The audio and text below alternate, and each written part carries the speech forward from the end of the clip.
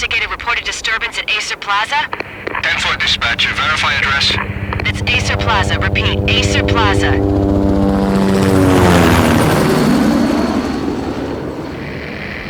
Shots fired on the rooftop. An assault in progress at Acer Plaza. Repeat, an assault in progress.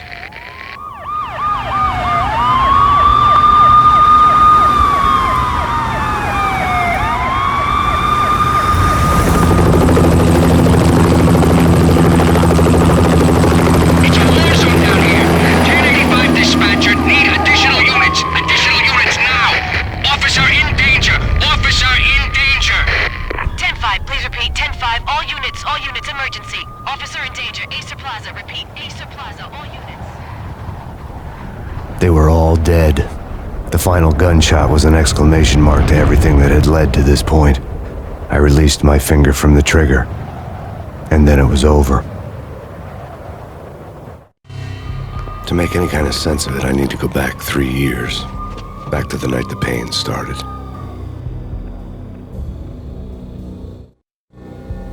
I was still on the force back then. NYPD, Manhattan, Midtown North Precinct, Hell's Kitchen. So when are you coming to work for me, Detective Payne? You'd make me work undercover in some hellhole. Sorry, Alex. Michelle and the baby come first. See? My last smoke. It's bad for the baby. That's you, Max. A regular Boy Scout. See, Alex. Still on for poker Thursday night, right? Like taking candy from a baby. Life was good. The sun setting on a sweet summer's day, smell of freshly mowed lawns, sounds of children playing, a house across the river on the Jersey side, beautiful wife and a baby girl. The American dream come true. Honey, I'm home. But dreams have a nasty habit of going bad when you're not looking. The sun went down with practiced bravado. Twilight crawled across the sky, laden with foreboding.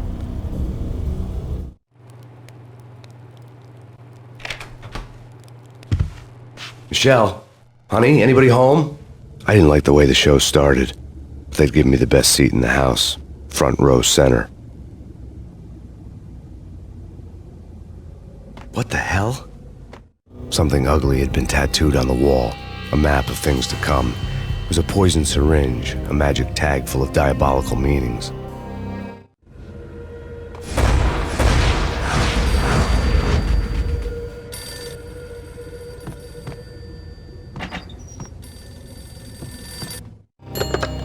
Listen, someone's broken into my house. Call 911. Is this the Payne residence? Yes, someone's broken into my house. They're still here. You have to... Good. I'm afraid I cannot help you. Who is this? Hello?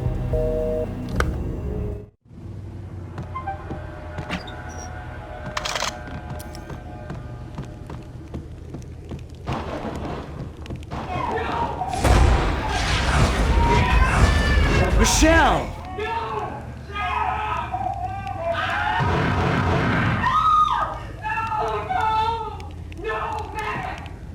It's coming. Freeze! NYPD, drop it! Coming!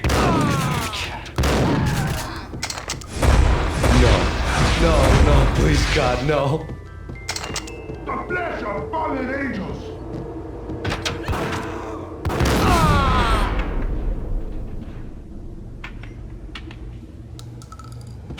No, God, no, please, Michelle. Oh, baby.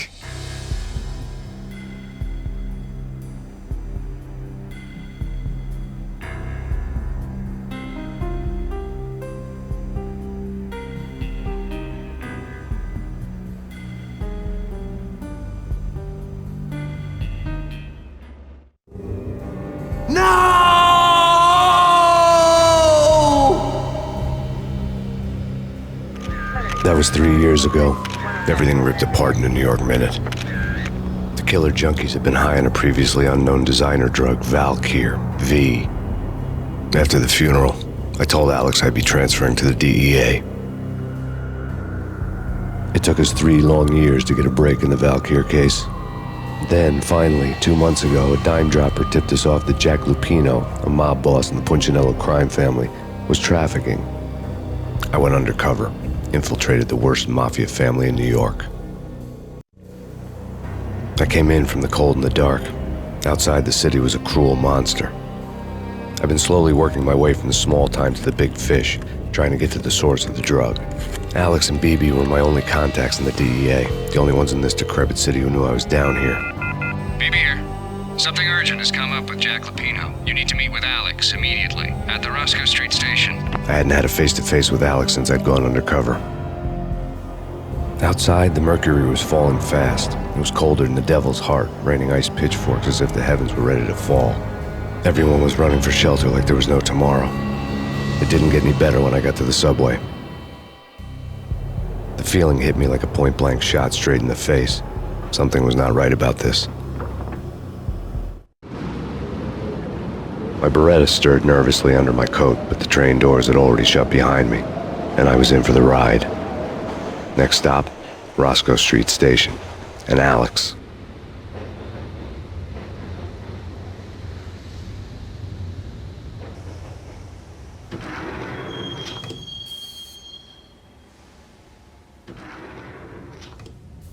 The station was drenched in gloom. Alex was a ghost, nowhere to be seen. I'd have to look for him.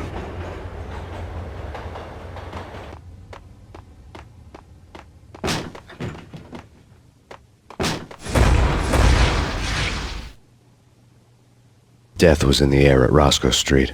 I'd have to find Alex fast.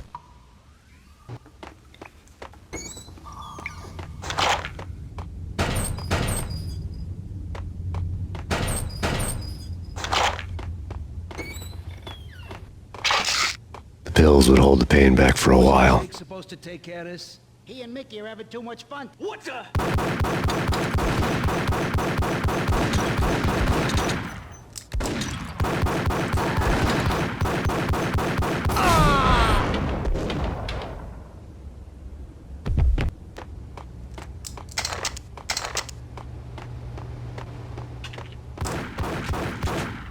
Yeah, he's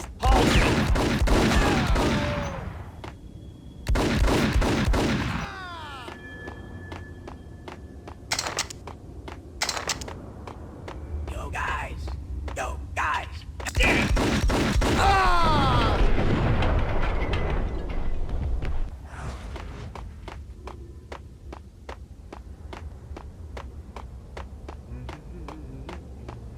Hey!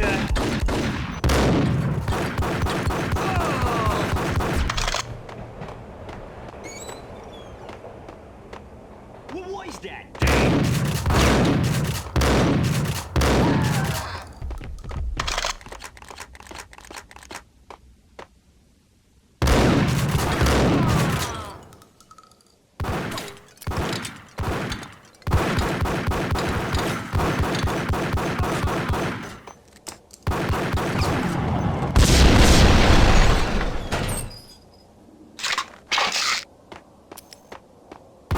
While looking for Alex, I had ended up in the middle of a big-time crime operation.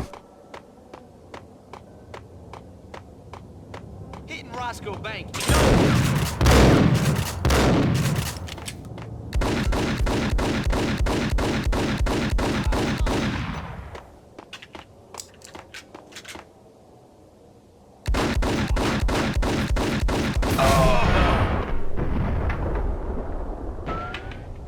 The gate was locked.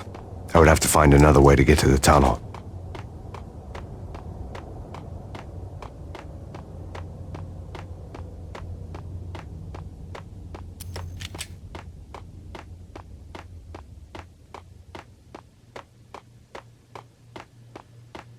Kiss it good.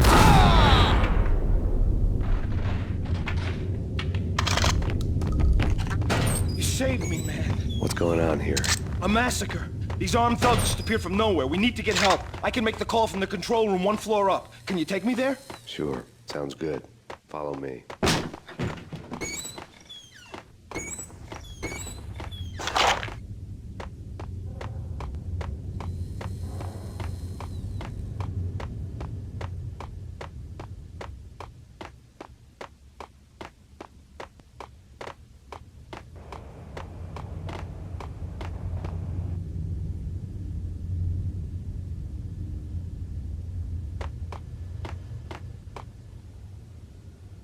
Home free. This way.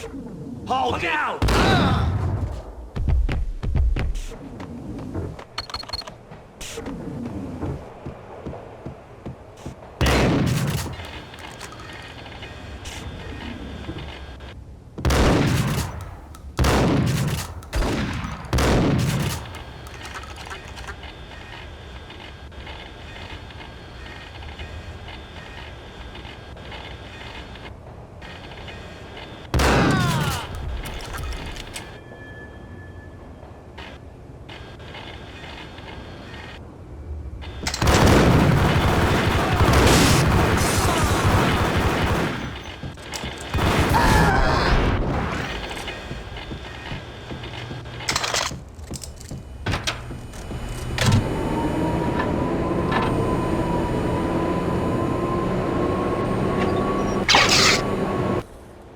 The train lit up like a Christmas tree.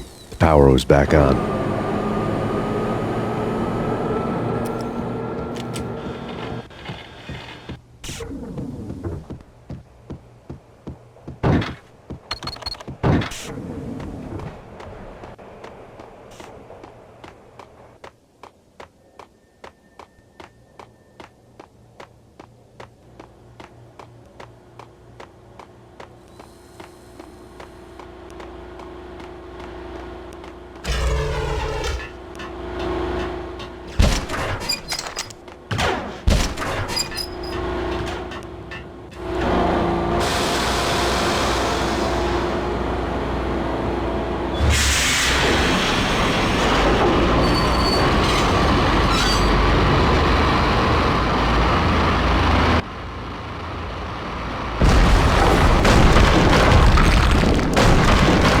So much for being subtle.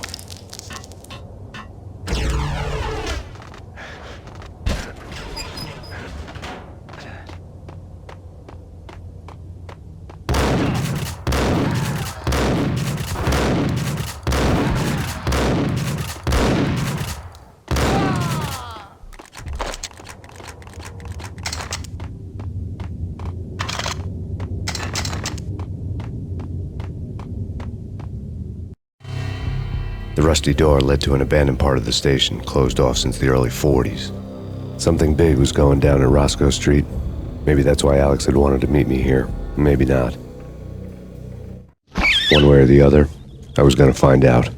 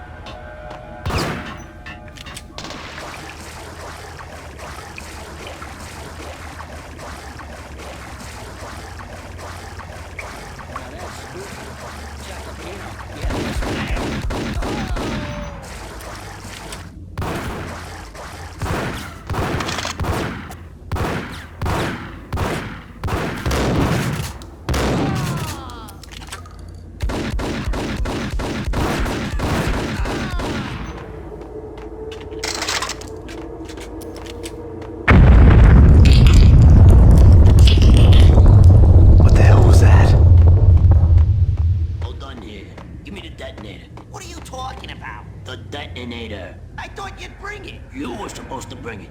Yeah, right. Hey, yeah. The door had been welded shut ages ago and the bomb was missing a detonator.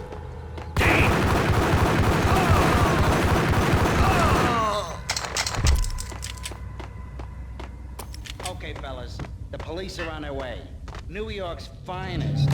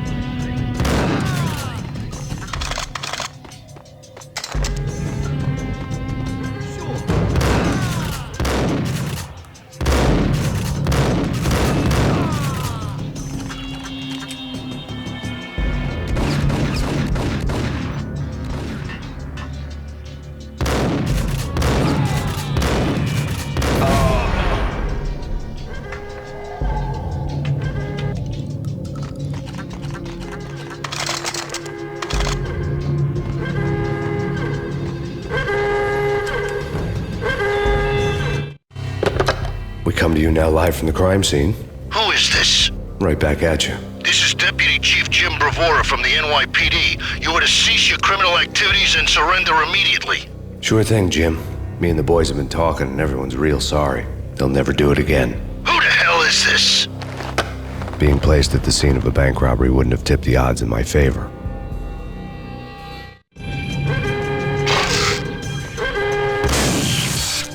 Thank you. The bank robber's score lay on the table. The bank robbers have been after Acer Corporation bonds. The Acer success story had recently been on every channel and on the cover of every magazine.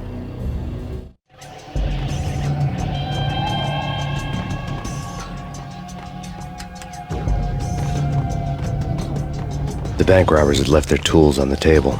Judging by the detonators, the crooks had bought enough explosives to send Lady Liberty into orbit.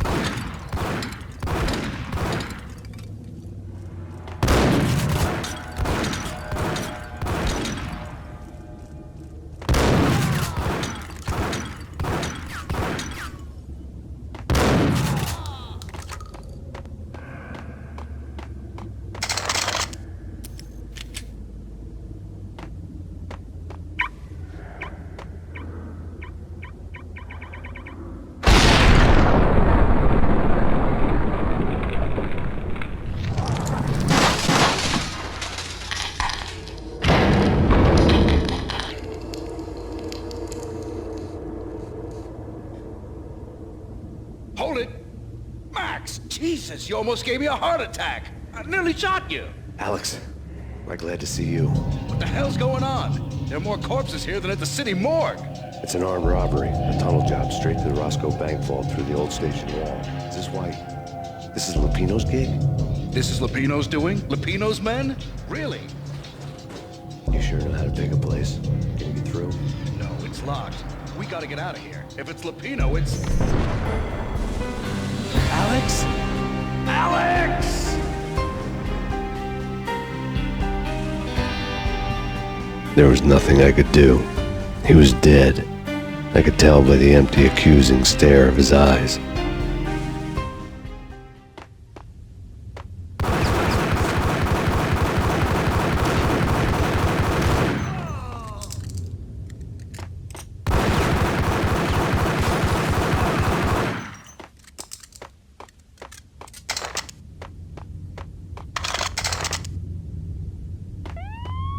Let's get the hell out of here!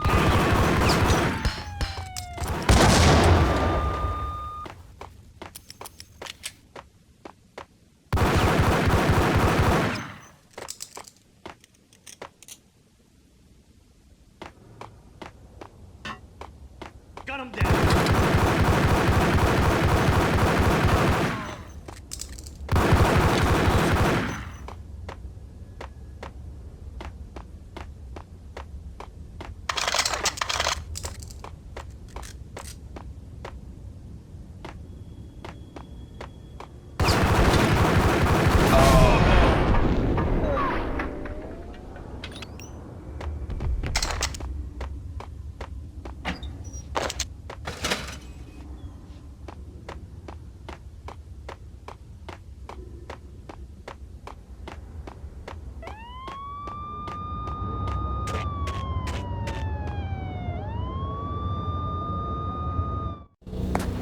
Alex had kept me relatively sane for the past 3 years. Now I didn't know how I felt. Somehow he had stumbled upon something big and ended up stepping on Jack Lupino's toes. Lupino ran his racket of sex, drugs, and contract killings from a sleazy hotel in a slum block of tenements. The NYPD was closing in. I could hear the sirens. Their wail was a crescendo. Lupino thought he could get us by taking Alex out and leaving me to take the fall for it. All he had gotten was my attention. I went for the hotel first. It was a sad old thing with flickering lamps and faded colors, cheap mobster punks and tired-eyed prostitutes. I walked straight in, playing at Bogart, like I'd done 100 times before. The place was run by a couple of murdering mobsters with shark smiles. The Finito brothers. Ladies and gentlemen, it's the pain in the butt. Pain to the max. You're killing me. Did you make that up yourselves, or you get some wino downstairs to come up with it? Don't answer that. A rhetorical question. I got something for the boss. Lupino around? That kind of depends on who's asking. A friend or a junk squad plan. Don't answer. It's one of them, how do you put it, rhetorical questions. Lupino ain't here, but he says bye. Lupino wasn't in his cheap hotel. Instead, I ran into the Finito brothers. My cover had been blown. The door slammed shut behind me, and then I was dodging bullets like raindrops. Pain in the butt. Ha ha! Pain to the max. Junk squad pain. Gotta take it to Marble City for you. Me first and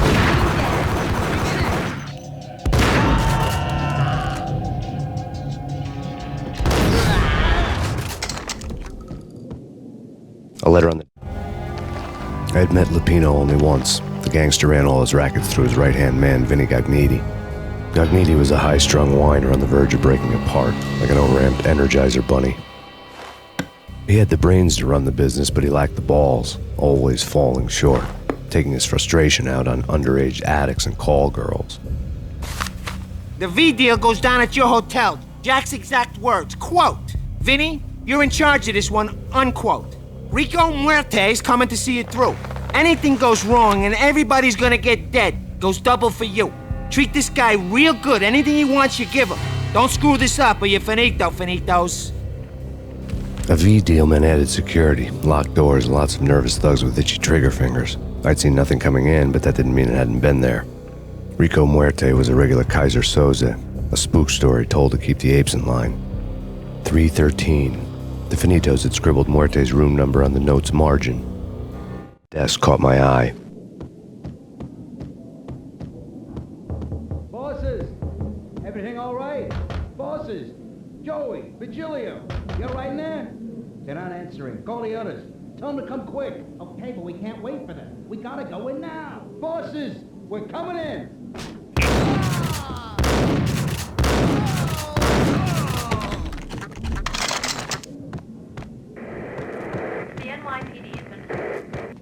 In his press conference today, the mayor stated that Valkyr represents a clear danger to New York and called for drastic actions to eliminate the problem. On today's top story, the Valkyr crisis worsens with the murder of DEA Special Agent Alex Balder. Special Agent Balder had been shot repeatedly from a point-blank range. The gunman has been identified as Max Payne. The noose is sure to tighten around this fugitive criminal as more NYPD units join the search to apprehend him. I had just gotten my 15 minutes of fame.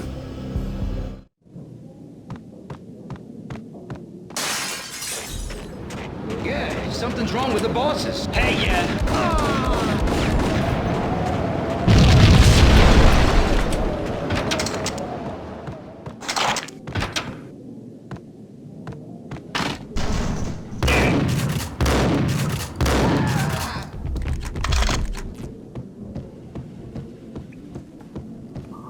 Previously, our lords and ladies, Lady Amelia, Marquis Valentine's, Thank you, Lawrence. and now, in all episodes, lords and ladies, brought to you in part by Acer Corporation.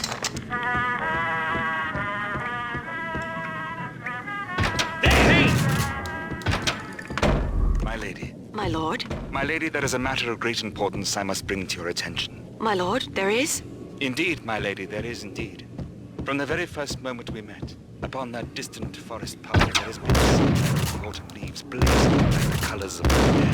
Oh, my lord, you should not speak so. But my lady, I must. My lord, no. I forbid you. This cannot be. This must not be. But why, my lord, why? My lord, it is too dreadful. Do not force me to leave the world. No, I would rather not know. Yes, my lord. Piece of both get here. This shame is too great for the living. My lord, I am your sister.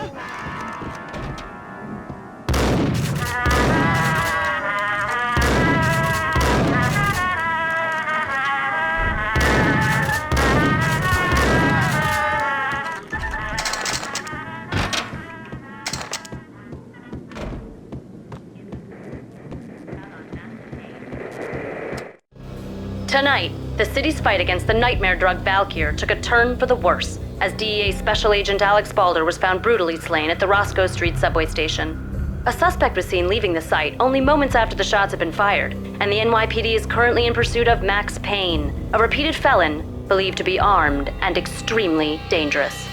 And now the weather. The worst winter storm in recorded history continues to pound the city.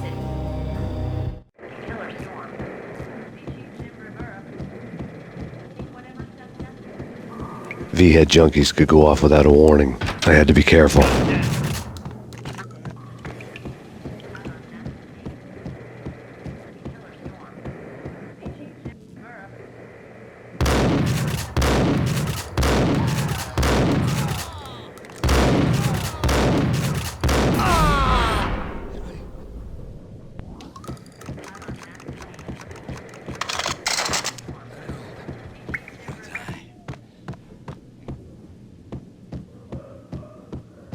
I'd found Muerte's room.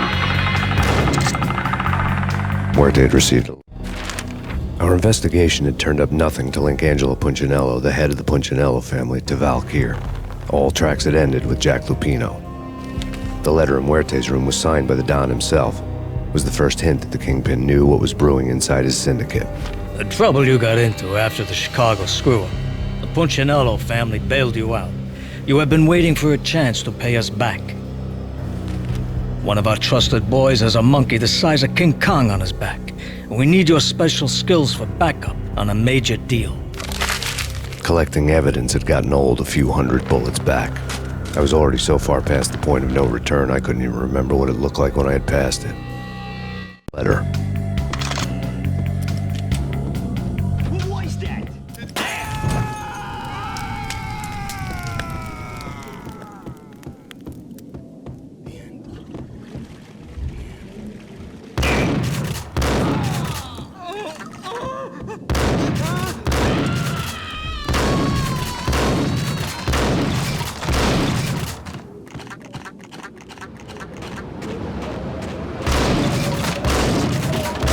I didn't want to know what had happened here. It was not a pretty sight.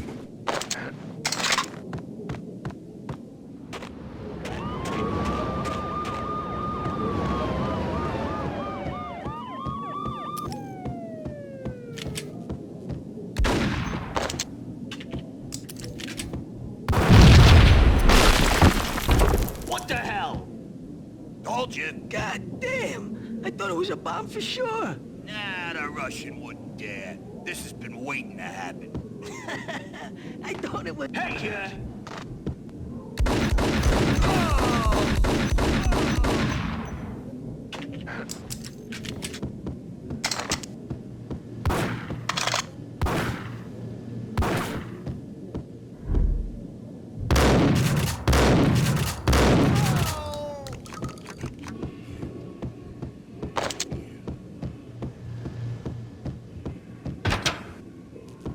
The hooker had left her diary on the table.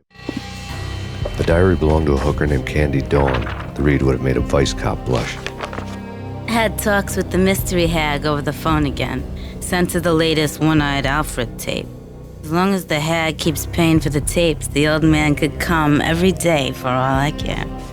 She had a nice sideline, making secret X-rated flicks of her clients and selling them to the highest bidder.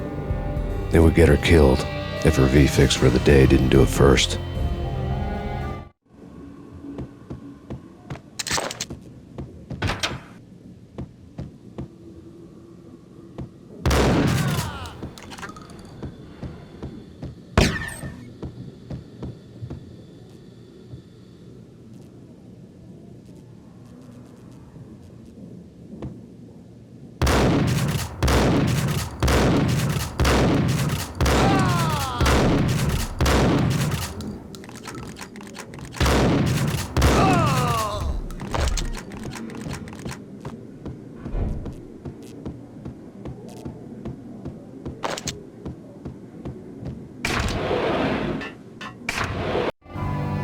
The old service elevator rumbled down to the bowels of Jack Lupino's hotel.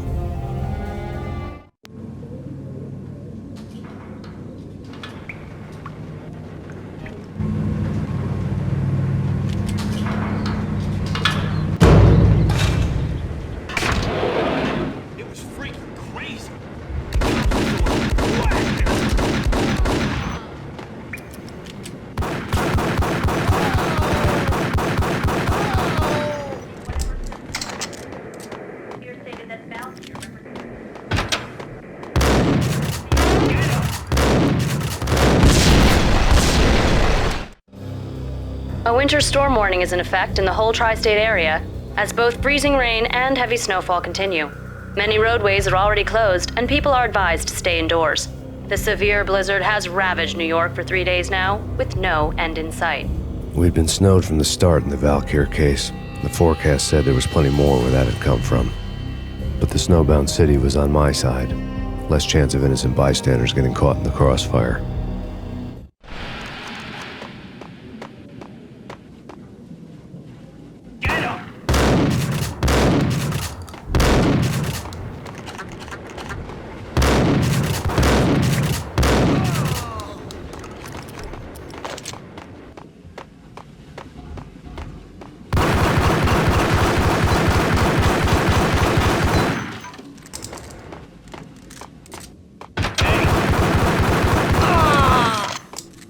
Exhibit number 1, a newspaper.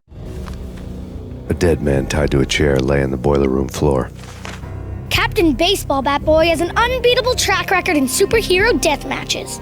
But a 6-pack of root beer gets me every time. The murder weapon was a baseball bat, now lying in a pool of drying blood next to a newspaper folded open on a Captain Baseball Bat Boy comic strip. Take vampire movies. Why are they always set in L.A.?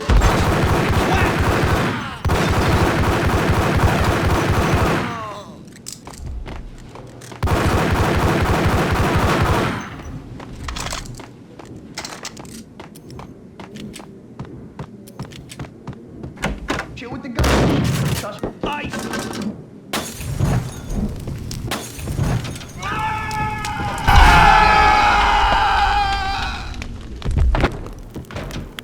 A lifetime ago, this would have gone down as a narcotics arrest. There was a key on the table.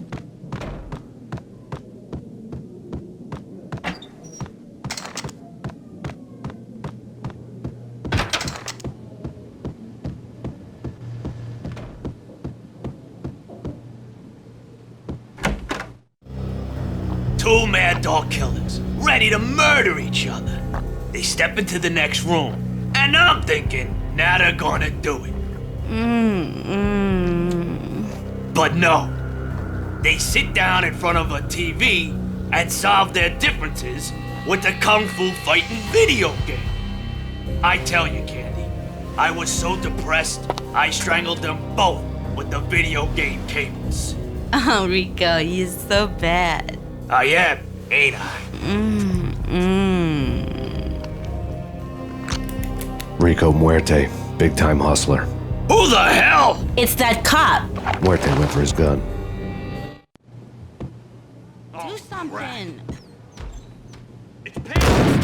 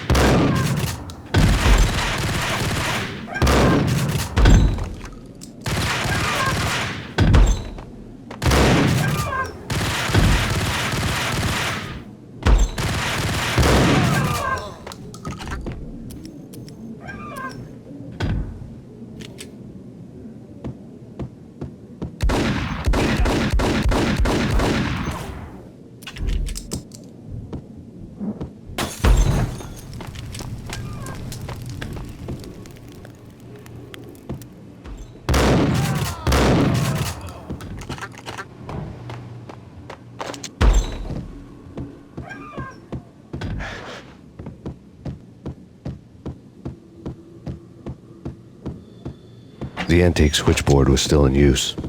There was an old telephone switchboard in the back room of the reception area, the kind that made phone tapping child's play. It wasn't hard to picture a fat pimp sweating with headphones on, listening to his hookers talk dirty and fake orgasms over a web of party lines, the blood veins of New York. Right now, there was a different set of moans and groans going on. Boss, Cornelia, it's Max Payne. He came, started Capitalist. He killed him. Are you freaking kidding me? He's just one lousy cop. You better be freaking kidding me. Whack him. What's the freaking problem? Hello? Answer me. Hello? The word was out. A deadly virus released into the city's corrupt circulatory system. Something wicked this way comes. Max Payne at large.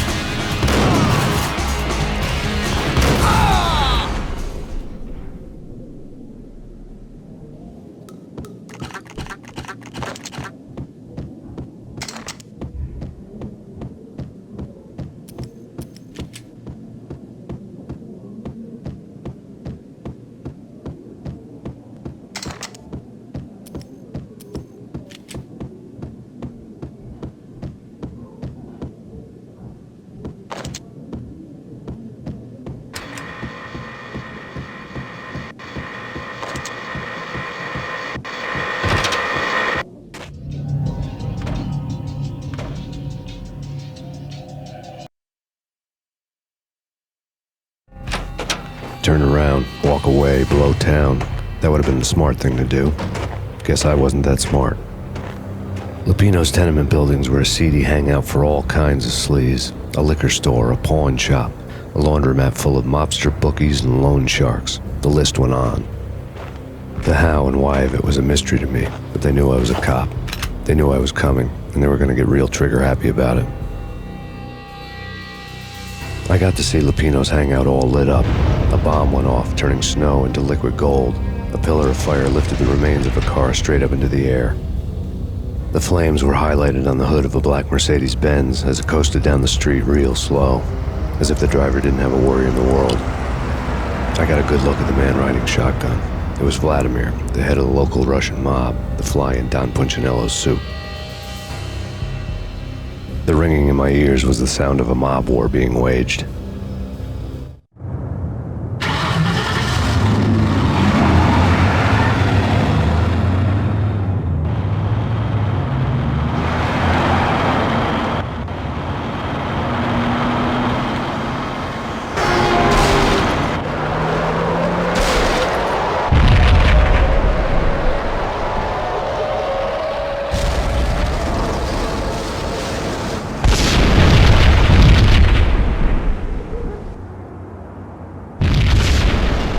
Exploded inside the closest slum building. It was a lucky break. The goons inside were spooked, but luck always came with a price tag. More bombs could still be ticking inside, and the cops would already be on their way. Jack Lupino's suite was on the top floor. At least it used to be, before the explosive makeover.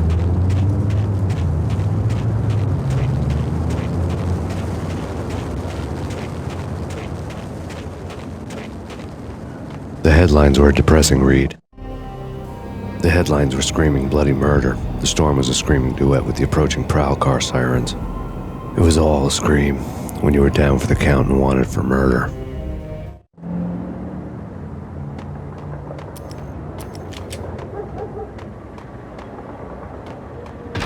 Yo!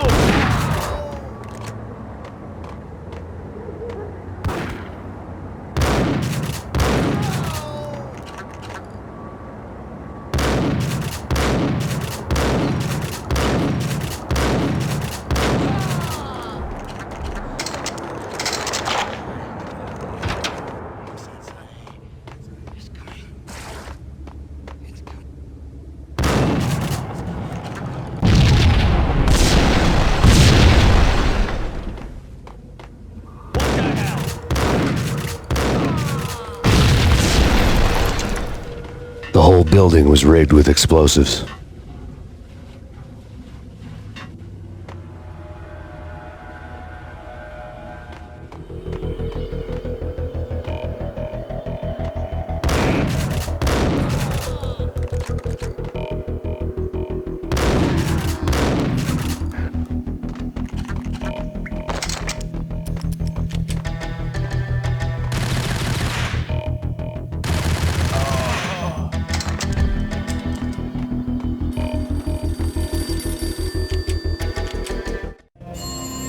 A beaten-up phone in the entrance hall was ringing. It could have been just a junkie in need of a fix, but it turned out to be something more sinister than that. Am I speaking to Mr. Payne? Who wants to know? My name is Alfred Wooden. You must hurry. The police are on their way. Tell me something I don't know. They know you're there. How? And what's it to you? I will contact you again. The cops arrived, sirens singing in the off-key harmony of a manic-depressive choir. I had a few minutes while the SWAT team would go through their usual routine. By the time they busted in, I needed to be long gone. Max Payne, this is Deputy Chief Jim Bravura from the NYPD. Drop your weapons and come out with your hands above your head.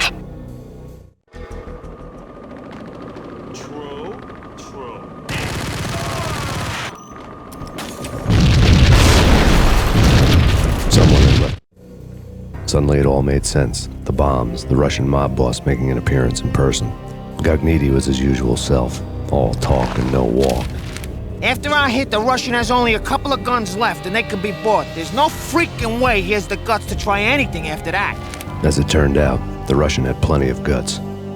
One thing you could count on, you push a man too far and sooner or later he'd start pushing back. Letter on the counter, there was a key on the shelf.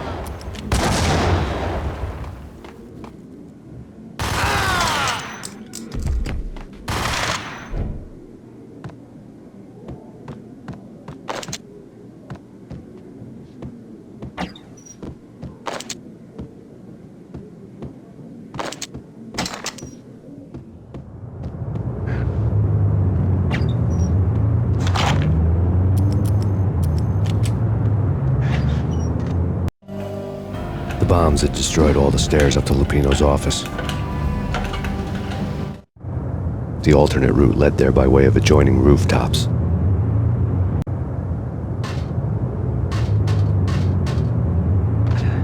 It's never been this cold. Never ever. It's like the sky. Yes, sir. It's the end of the world. To get to the roof, I'd need to get to the elevator through the locked door up ahead.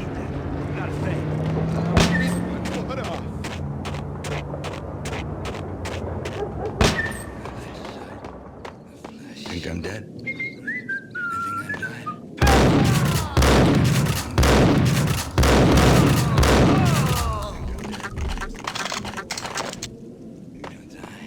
I think I'm dead. Gonna die. Hold it.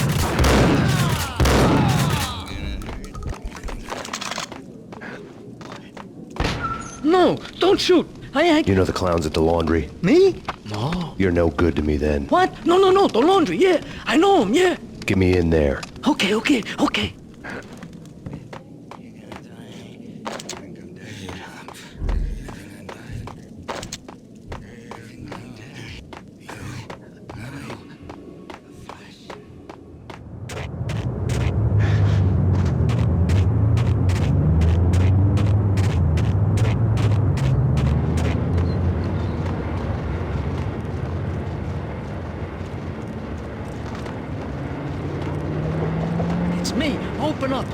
in, quick! Not so fast. The password. John Woo. Come on. Okay, John Woo. All right. Come right in. It's a trap! Idiot!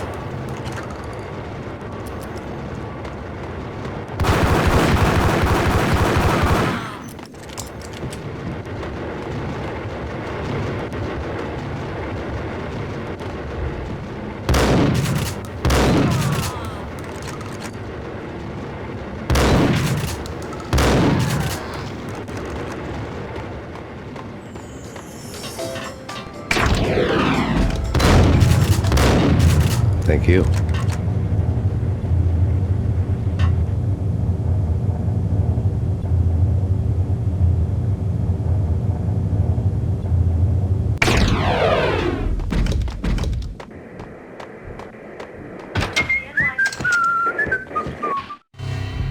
New York City is in crisis tonight, with reports of Valkyr-related gang war in the streets of the Bronx. Apparently, Max Payne, wanted for questioning in connection with the slaying of a DEA special agent earlier tonight, is waging a one-man war against his former partners in crime. Among the list of casualties so far are notorious mafia members Joey and Virgilio Finito, as well as Rico Muerte, himself a fugitive from the law, and a suspect for several murders in the Chicago area. The NYPD has been placed on full alert. A citywide APB has been put out on Max Payne. Deputy Chief Jim Bravura has promised to take whatever steps necessary to bring him to justice. What those steps may be remains to be seen. For NYCNN TV News, this is Kira Silver.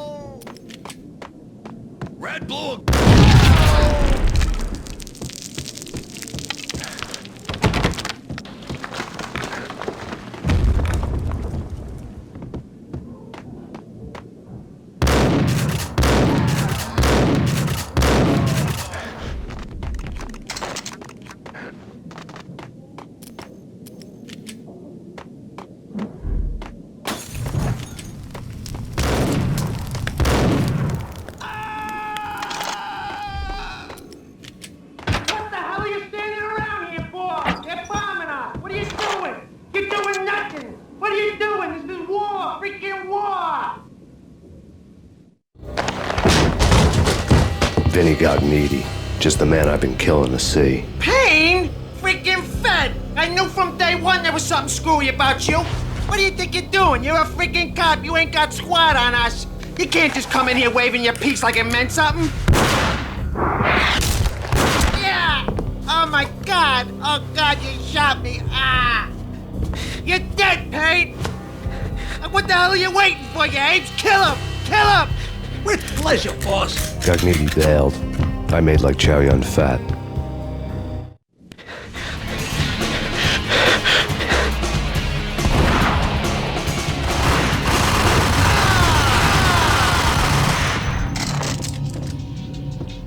A crumpled letter lay on Gugneedy. The letter was addressed to Don Punchinello, but Vinny had never had the nerve to finish it. Jack's gone voodoo. Just the other night, he shot Dino because he wanted to see what his brains looked like splattered on the wall.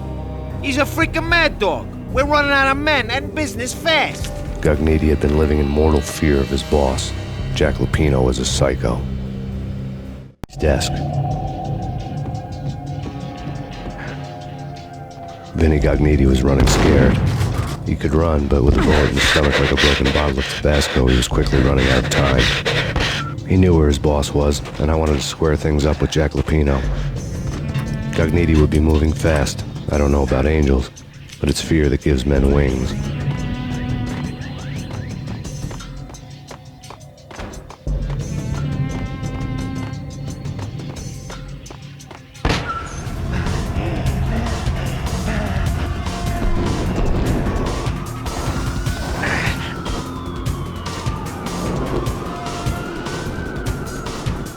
Gognitti hitched a ride. To catch him, I'd have to follow his lead.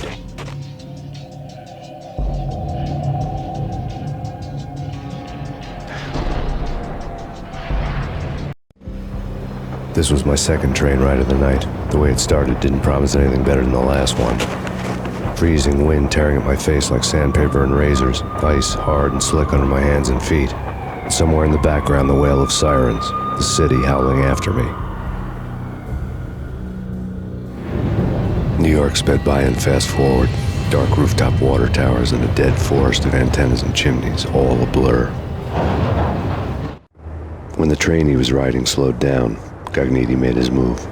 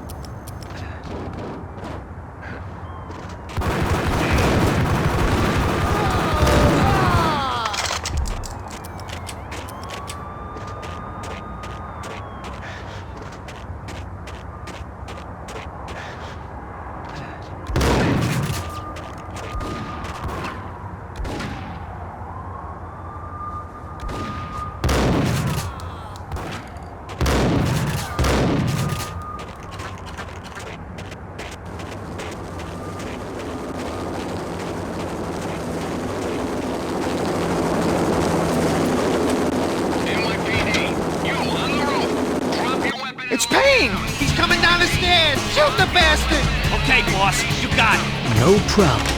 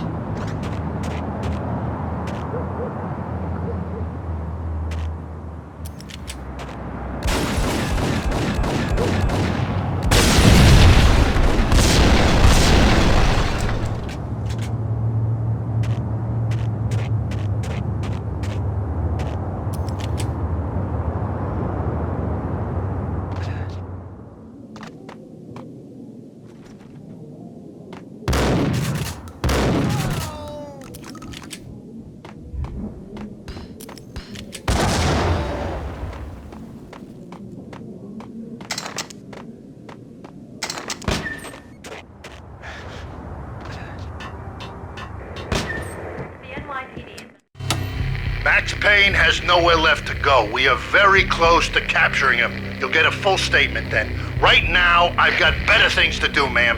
That was Deputy Chief Jim Bravura from the NYPD with no further comment at this time. Apart from his suspicious food habits, I figured Bravura to be one of the good guys. Fate had just dropped us on different sides in this. But when it came to capturing me, he was way out of his league. I had already ditched the cops a couple of rooftops back. For now.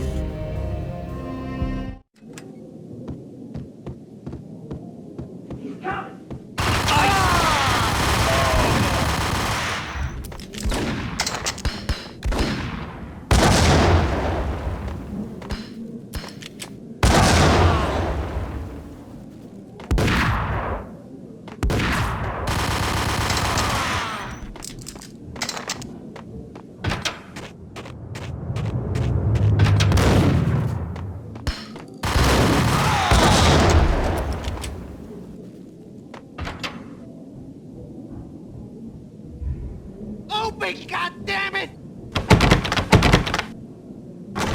Payne! I'll kill you, you lousy freaking cop!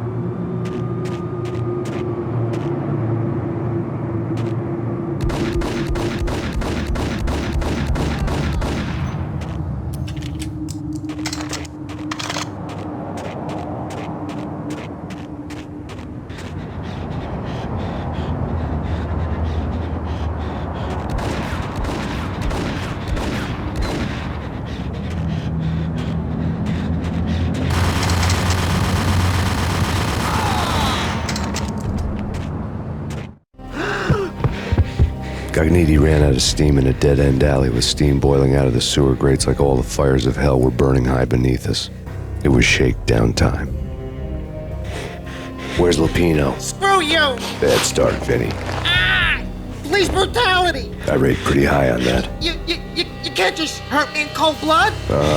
Just keep telling yourself that. Listen good, Candyman. I'm not gonna be anybody's fall guy. I want to know where your boss is hiding. There was no glory in this. I hadn't asked for this crap. Trouble had come to me in big dark swarms. The good and the just were like gold dust in the city. I had no illusions. I was not one of them. I was no hero. Just me and the gun and the crook. My options had decreased to a singular course. I'll tell you, just don't hurt me no more. Lupino's at Ragna, the nightclub. Book me, take me, hold me to the freaking jail, just don't hurt me. Your rights will be read at your funeral. Ragnarok was Lupino's private nightclub, a den of drugs built into an old theater. I knew what waited inside. V had junkies ready to explode in random acts of senseless violence, and Lupino's goon squad, the worst stone-cold killers this side of hell. Ragnarok was as inviting as a headache, flickering and flashing to a machine gun beat. The belly of the nightclub was a gothic theme park that began with bondage games and led to the nasty stuff from there. As subtle with its dark message as a cop-killer bullet through the heart, Like father, like son, just like Jack Lupino.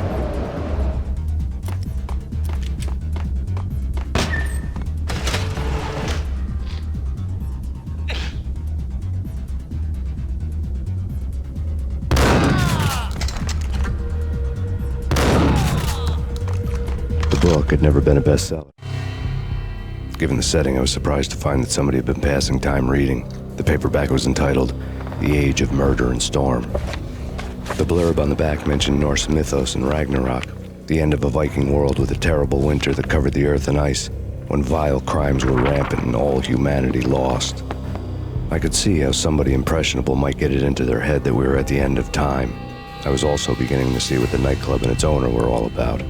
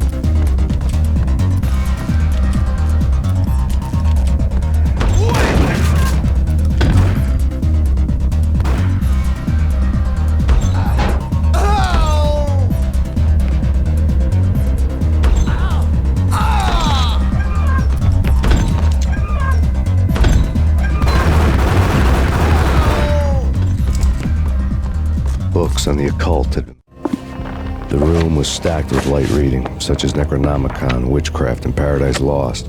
Old exotic titles like Malleus Maleficarum and De Umbrarum Reini Novum Portis. Books with pentagrams on their covers, all dealing with the occult and the infernal, lying between stacks of horror videos and a couple of Ouija boards. The only thing I could take seriously was the thought of Lupino taking it seriously. He had been spending a lot of time getting intimate with the guy downstairs. Piled on the table.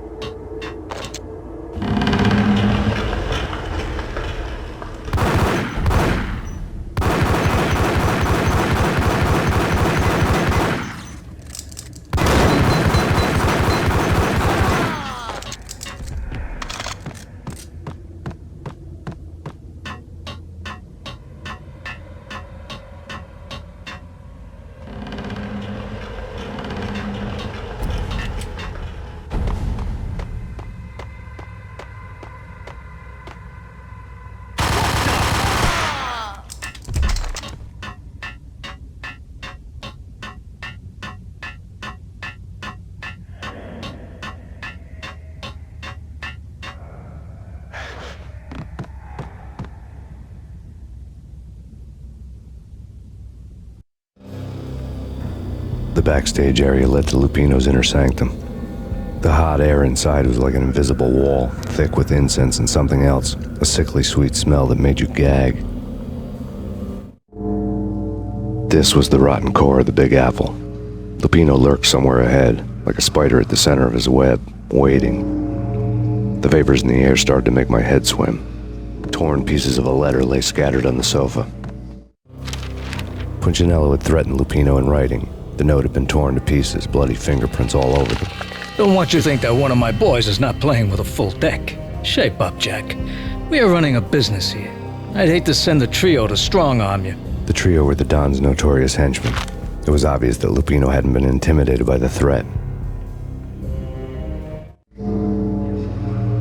Lupino's notes covered the...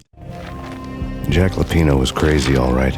The table was scattered with notes of demented arcane nonsense written in rusty blood. A mishmash list of demons, devils, and dark gods evoked. Beelzebub! Asmodeus! Baphomet! Lucifer! Loki! Cthulhu! Lilith! Hela! Blood given to you all. He was after that old Faustian deal. Your soul for power and fortune. Just sign on the dotted line with your blood. Lupino's notebook lay on the pedestal. Jack Lupino was crazy, all right. Mythic wolves, let loose to devour the sun and the moon. Lupino is the wolf. I'm Mr. Beast, the big bad Fenris wolf. I'm the end of the world man, wearing the flesh of fallen angels. After Y2K, the end of the world had become a cliché. But who was I to talk? A brooding underdog avenger alone against an empire of evil, out to right a grave injustice. Everything was subjective. There were only personal apocalypses. Nothing is a cliché when it's happening to you. The flesh of fallen angels! Come to me all! Astaroth, Beelzebub, Asmodeus, Baphomet, Lucifer, Loki, Satan, Cthulhu, Lilith, Hela! Blood to you all! Secret, living under the skin of reality. I've seen it. The corruption of flesh. Oh! I'm the wolf, yeah! I am the wolf! It's close. It's coming. You have come. A witness to the end of time. It's now! I will rise to her side! I don't need the words! I'm beyond the words!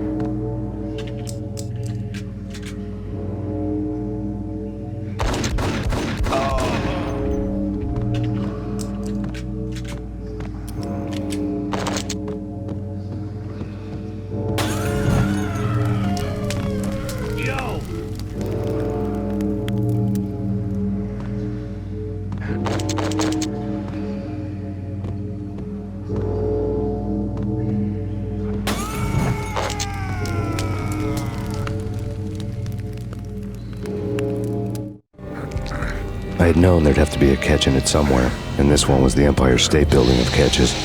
Lupino's pumped up and dying to go 15 rounds with a mutant alligator. And then he started this spooky monkey talk, straight from a bad dream. Mine. I have tasted the flesh of fallen angels. I've tasted the devil's green blood. It runs in my veins. I've seen beyond a world of skin, the architecture of blood and bow and arrow. Death is coming! She is coming, and hell follows with her. This is the twilight winter.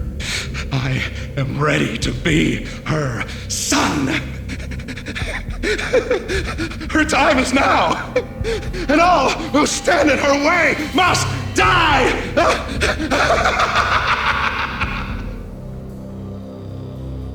Die! You'll die! You'll die! Now! All die! Ow!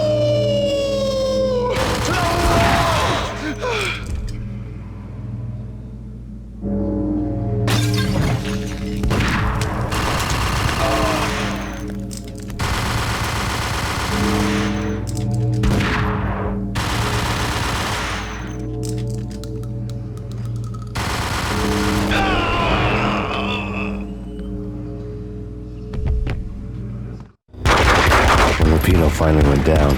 I wanted to make real sure he'd stay that way. V was a bad monster. Turned them into friggin' zombie demons from outer space.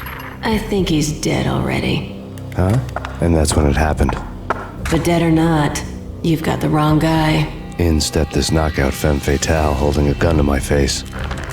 I returned the favor. Lisa Punchinello. Lisa Punchinello was the Don's wife. Mona Sachs. Lisa's evil twin. Your safety's off, evil twin. You might hurt someone with that gun of yours. Lisa's the damsel in distress. I'm the professional. I'd blow you away without batting an eye. Sure, and you can check out my credentials splattered all over this joint. Jack couldn't have framed you. Not the state he was in. We're after the same slime bag. Angelo Punchinello's the one who murdered your friend and framed you with it. You know this for a fact. I've got my sources. I don't have a clue these days. I just shoot them as they come. Who put a contract on the Archfiend? This one's mine. I hate the guts of that sadistic wife-beater. Why not pool our bullets for this one? I thought you'd never ask. My finger was starting to twitch. How do you like your whiskey? I'm easy, as long as you don't try to slip me a Mickey. You're a real angel, Max. It was good stuff. Tasted sweet as honey going down. Nothing personal. Can't risk you going berserk and getting Lisa killed.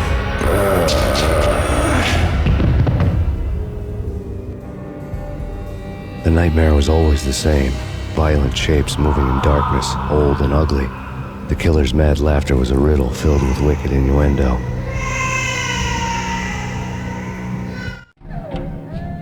Somewhere, the baby was crying.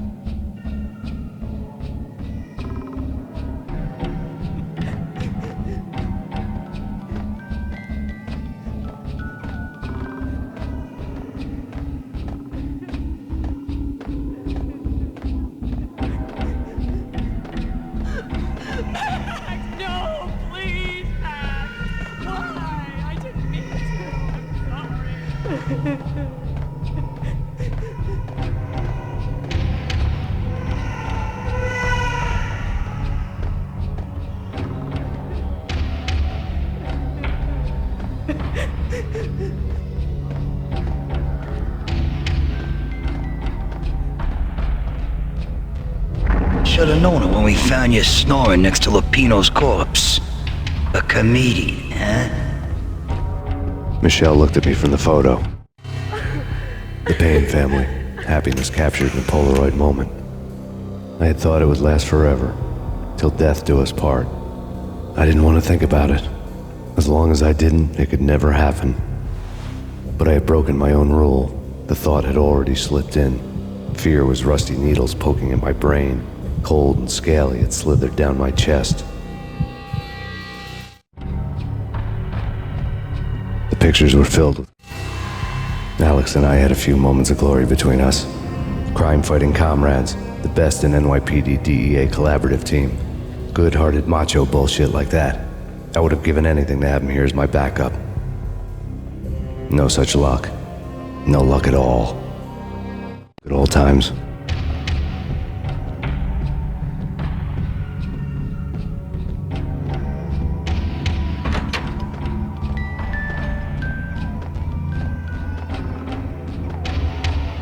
I really love to watch cartoons.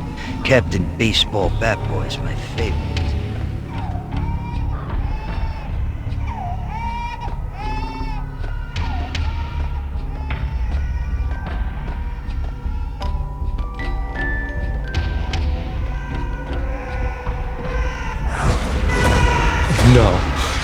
No, please God, no.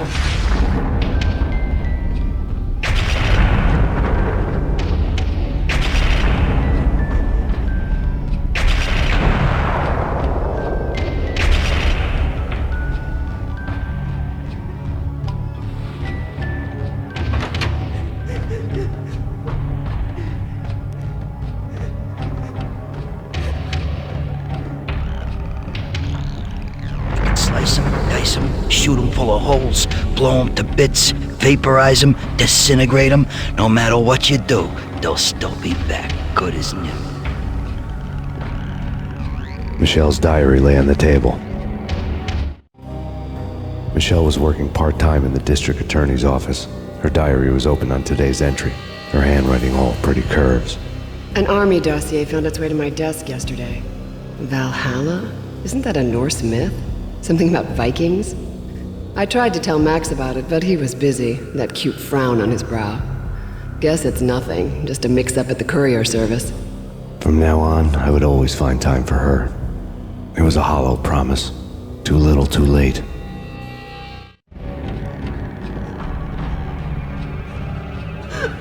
Max, no, please, Max! Why? I didn't mean to. I'm sorry.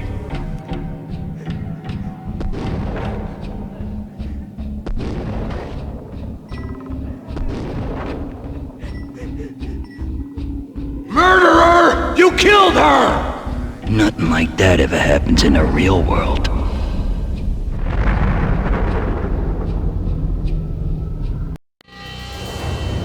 I woke up in a bad dream. My head felt 2 sizes too small for my brain. Max Payne. I envy your name. And the killer was smiling. Pleased to meet you. I'm Frankie the Bat Niagara. Niagara, as in you cry a lot? He had a baseball bat and I was tied to a chair. Pissing him off was the smart thing to do.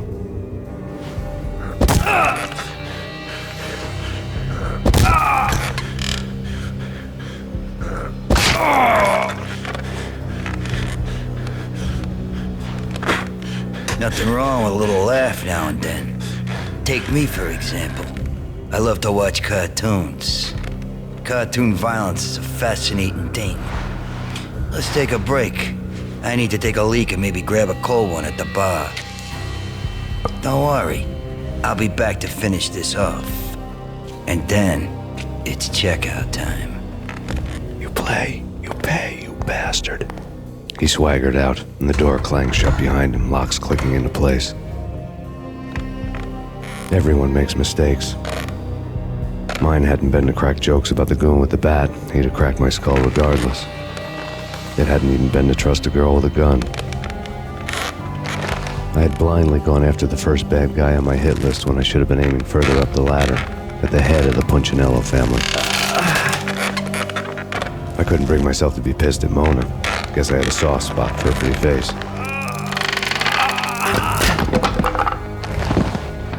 But when somebody decides to play baseball with your head, you tend to get sore. They had dragged me back to the basement of Lupino's hotel. I was beaten, bruised, and blue. I felt like the chair I had broken to get free.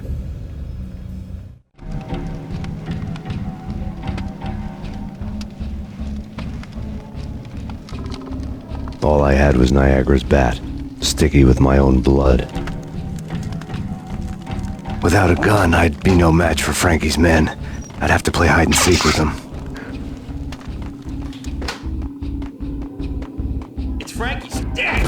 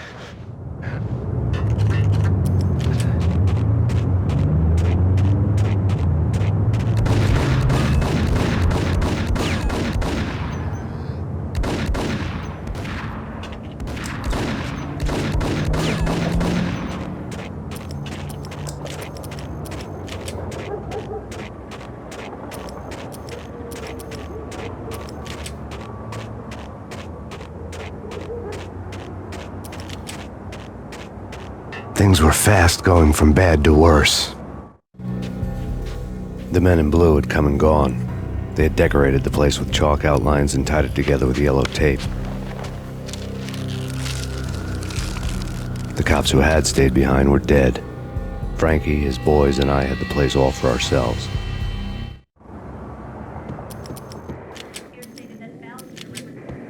Just forget about it. Just forget about it. Hey, just forget about it.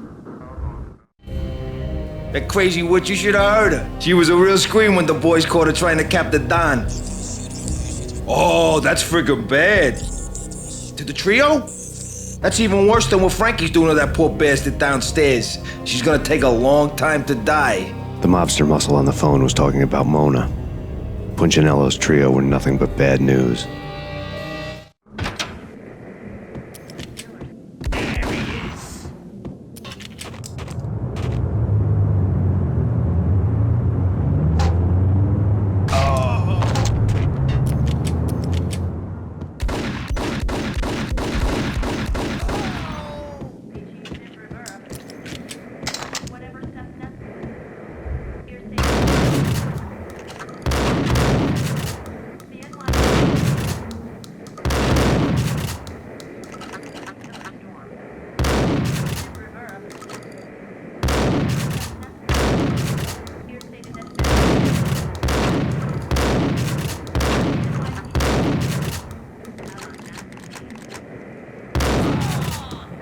More evidence that Punchinello did.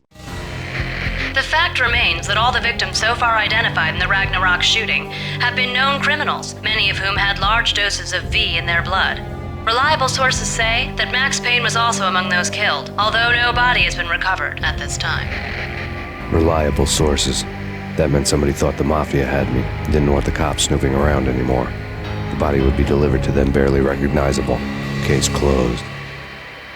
Don Punchinello had the power to be that reliable source, which was no news. But his news was old news. Framing me hadn't been enough.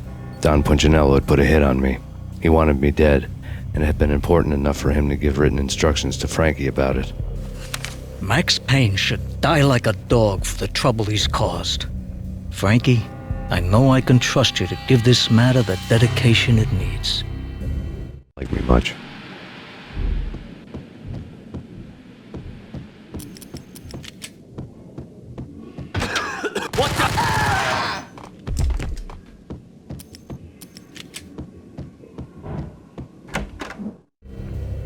The hotel bar was fast developing quite a history.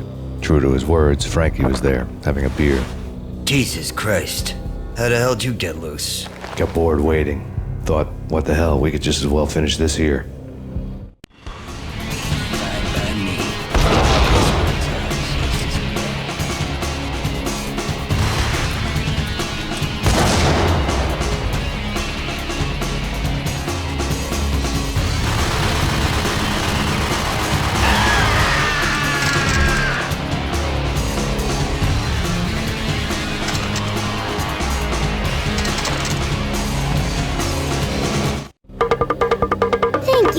You've been a lovely audience. Had enough? I don't play with girls anyway. Unfair! I spotted the tail as soon as I left the hotel. A big black Mercedes. I had seen the car before. That time it had heralded impressive explosions. Vladimir was back. Bang! You're dead, Max Payne. I might have laughed if I remembered how. What's this supposed to be? Cops and robbers? Look, you want something with me? Get in line. Peace, man. Relax. You know you are a real news item, armed and dangerous. I am going to make you an offer you can't refuse. I've always wanted to say that. It's a bum rap. I've been framed. That's a moot point. Whatever you did or did not do, I'm sure you had good reason for doing it. Want to hear me out? I'm listening. Punchinello messing with V is bad for business all around. But that's not all. There is this guy, Boris Time, used to pull jobs for me. He's the captain of the cargo ship Charon. Now the bastard turncoat has gone over to the other side, Punchinello's. The ship's loaded with high-res hardware, guns, my business. If Punchinello gets hold of that cargo, he's won and I have lost. And you'll have your work cut out for you. If you want to get to Punchinello, you'll need heavy-duty persuaders. I am just the man to get them for you. Change the ship back under my flag, maybe pop 2 in the traitor Dime's head while you're at it. You'll get enough guns to start the apocalypse. You in or out? Let's get this show on the road. Vladimir was one of those old-time bad guys with honor and morals, which made him almost one of the good guys. None of us was a saint. The Brooklyn riverfront was a maze of rusty containers, sharp-boned cranes looming up from the snowstorm. On a night like this, you couldn't help but think of the dark army of dead men sleeping with the fishes, cement shoes in line. No Minotaur lurked in this labyrinth, but somewhere out there, on the clanking deck of his cargo freighter, the skipper of the Chiron was waiting, like the ferryman of the river Styx.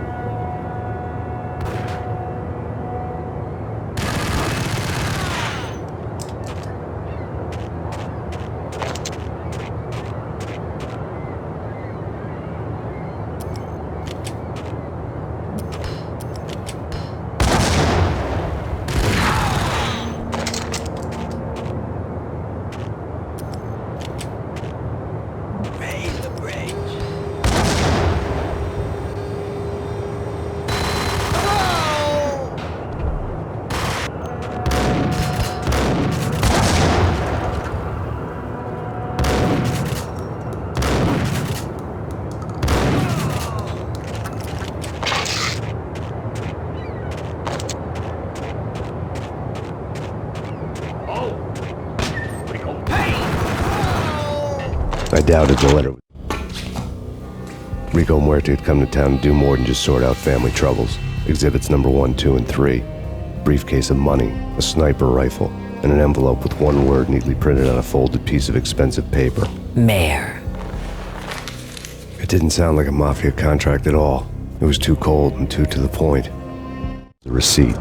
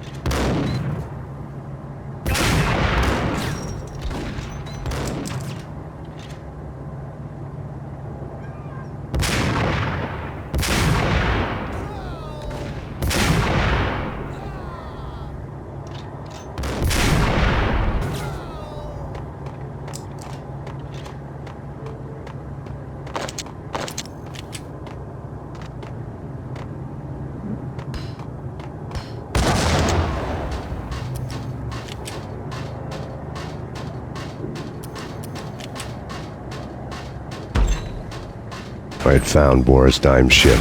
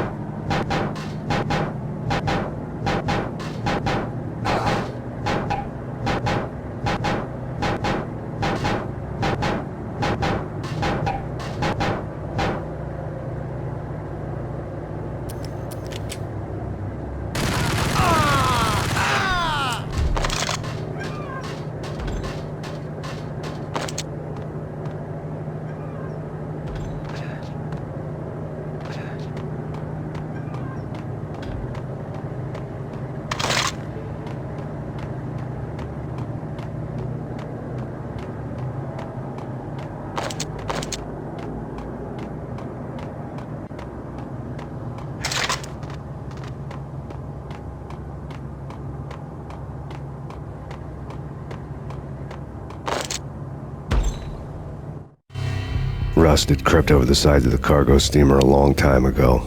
Boris Dime would be on board. I'd have to smoke half of his crew to even get near the gangplank.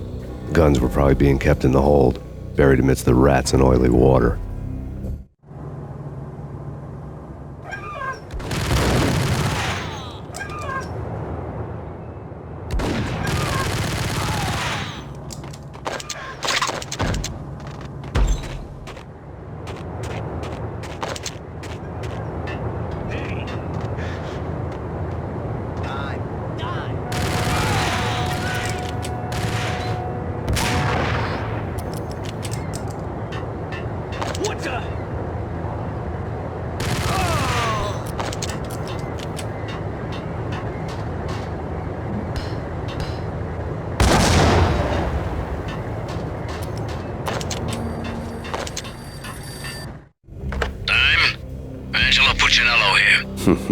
Angie, tell me, how much did Dime cost you? I bet it was more than his name. Max Payne. Right the first time. You're dead, punk. You sure you're not confusing me with Boris here? But you are right, of course. Pretty soon we should get together and have a talk. You son of a... Pissing Punchinello off was a dangerous game, but when people get mad, they make mistakes. I should know. That's where I wanted Punchinello, mad enough to trip over his own feet, preferably into a grave.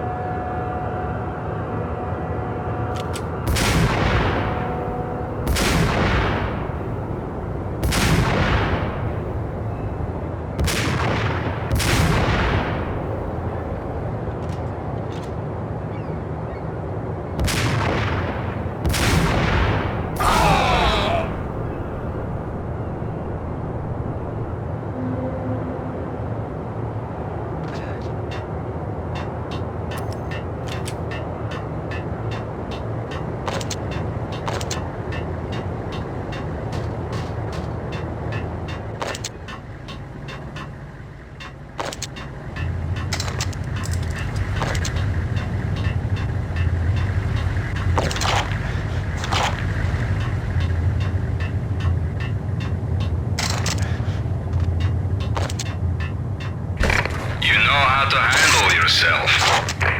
Anybody who says different is calling me a liar.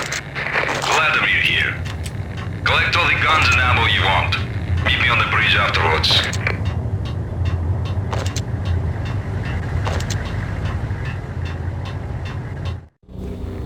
Did you get everything you need? Check. I owe you. Anything you need. This is my solo. When I'm through, Punchinello won't be anybody's problem anymore. Clear as vodka. But anytime you get between a rock and a hard place, just whistle. This could be the beginning of a beautiful friendship. You really get a bang out of this big-time gangster act, don't you? Even with all this firepower, I figured I couldn't get to Punchinello at his manor. I could only hope that he wouldn't pass a chance to hear me beg to see he's won. This is Max Payne. I want to cut a deal. Payne, you're a dead man. That's what everybody keeps telling me. I got your ship and her cargo. I want to meet. No pain, no gain. Capiche? You know my restaurant? Yeah, I know it. 1 hour. Punchinello's restaurant had seen better days. Snow was falling like ashes from post-apocalyptic skies, but that was outside. Things would soon get hot in the Don's restaurant. I knew it was a long shot, Angelo Punchinello actually showing up, but there was no crime in hoping.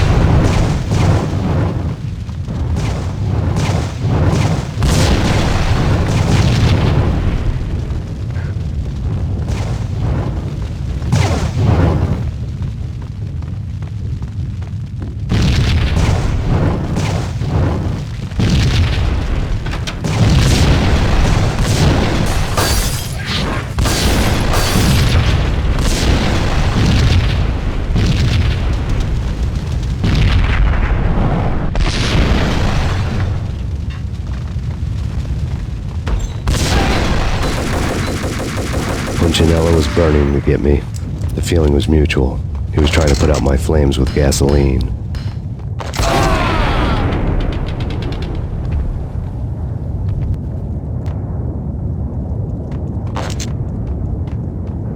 The mobsters have been guarding a real treasure. The way out of this disco inferno. There he is!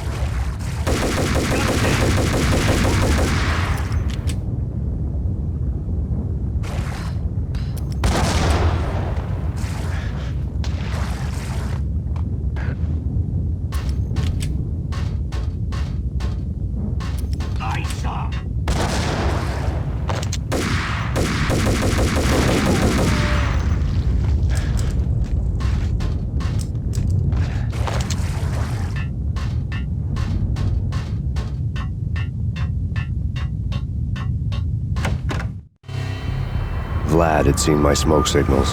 The Mercedes was revving to go, almost drowning out the banshee wail of the sirens. You coming?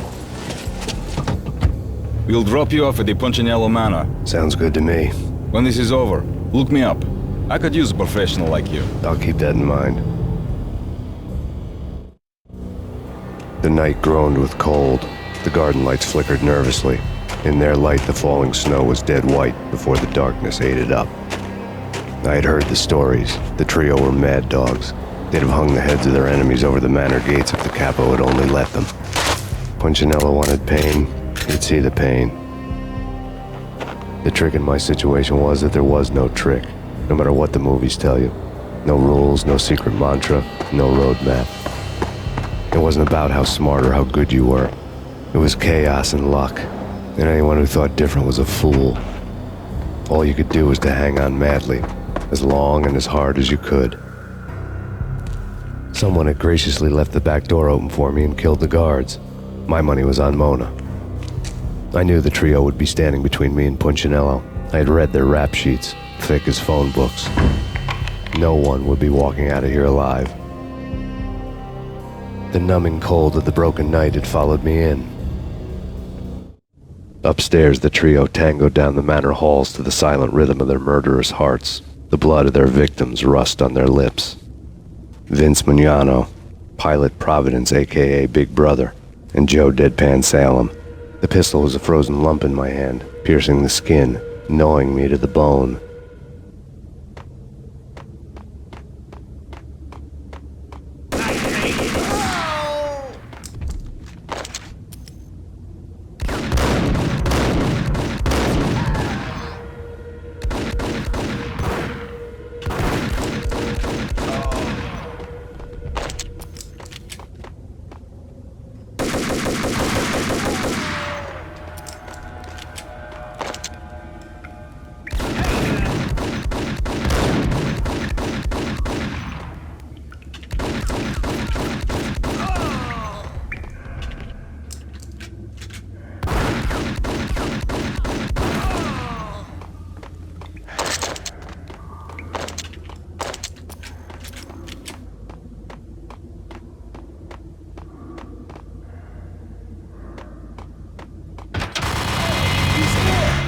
It didn't take me long to run into the trio.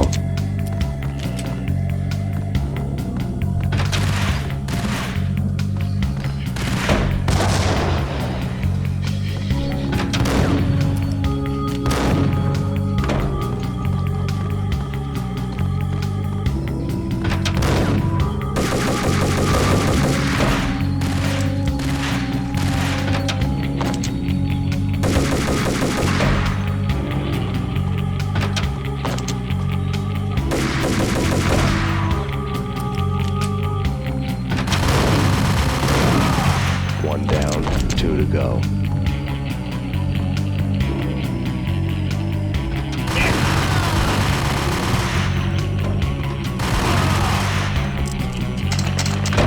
My fortune had been told. The word on Lisa Punchinello was that she was a bit of a witch. The tarot cards on the kitchen table fit the picture. They weren't my kind of cards, but I was willing to take a crack at the hand Mrs. Punchinello had dealt. The first card was the tower. Maybe that was supposed to be the manor. It got easy after that. The devil was the master of the house, and death was me, coming for him.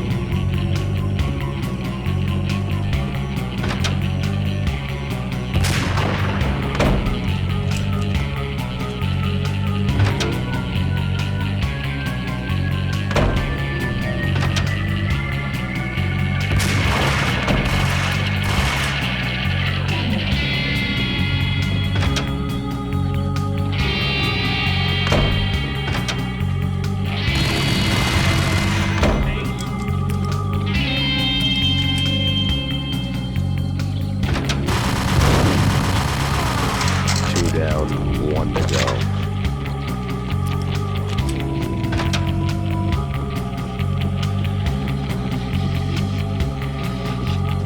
No stopping him! This will stop anything. Hey, come on.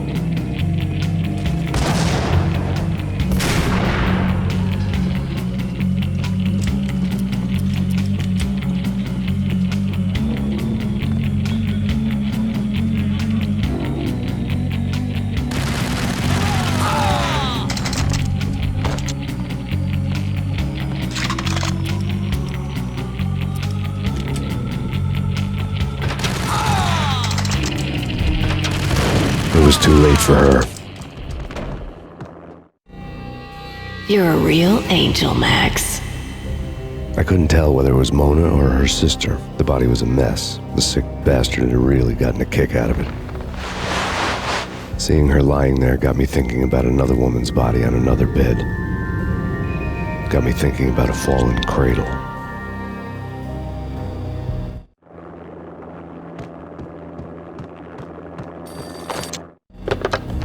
Max Payne. Talk to me. Alfred Woden.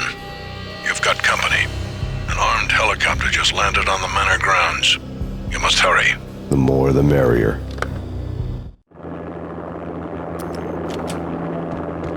End of the road, Payne.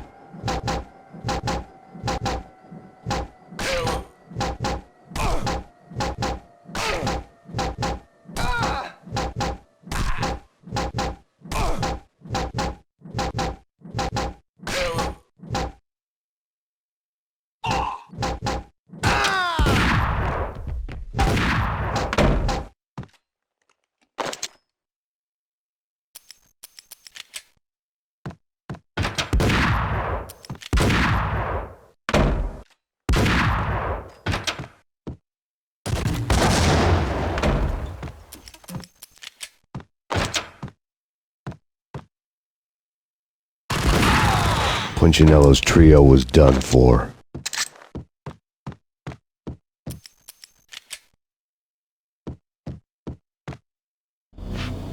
Outside my door. Hurry.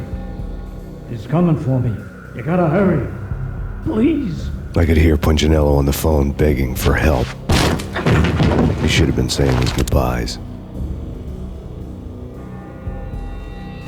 Punchinello was a pushover. The moment I stepped into the room, he folded like a deuce before a royal flush. No, wait.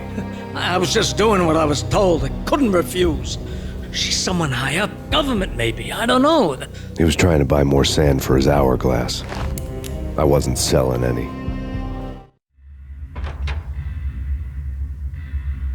No, I told him nothing.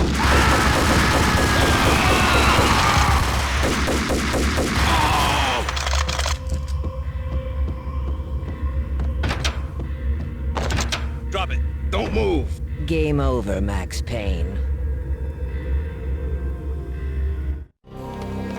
I could tell when I was outgunned. It was time to take another beating. The mystery witch was a real barracuda. Trouble on dagger heels, a smoking assault rifle in her hand, and an army of killer suits behind her.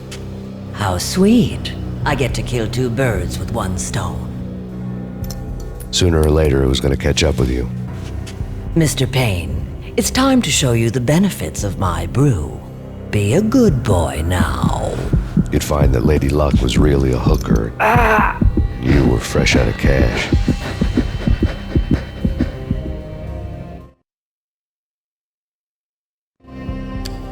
Gentlemen, we're done here. Take me to Cold Steel.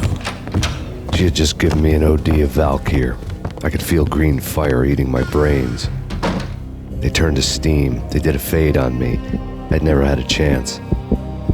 The witch had got me just as sure as if she put a gun to my head and pulled the trigger.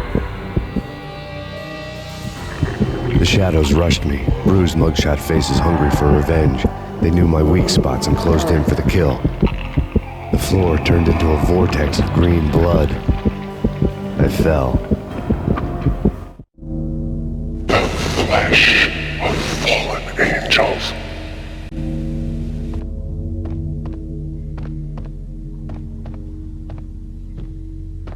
Who's there? Max? Max, is that you? Max? Where are you, Max? Please. No, please, Max, no. I'm sorry.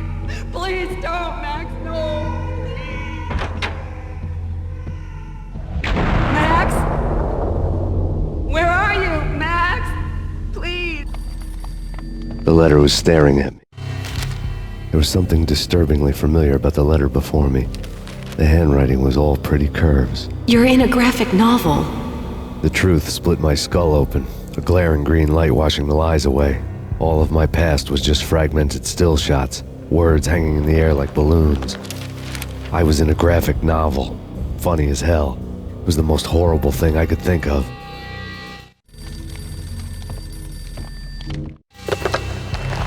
Shiny stuff and dreams are made of stooped necromancers. He sings like a banana wrist, having strayed too close to the constellations on their shaved skulls. It was a bad line in a prank call. Someone spouting insane babble. I couldn't make sense of it. But I had an overwhelming sense of deja vu, and the caller's voice sounded oddly familiar.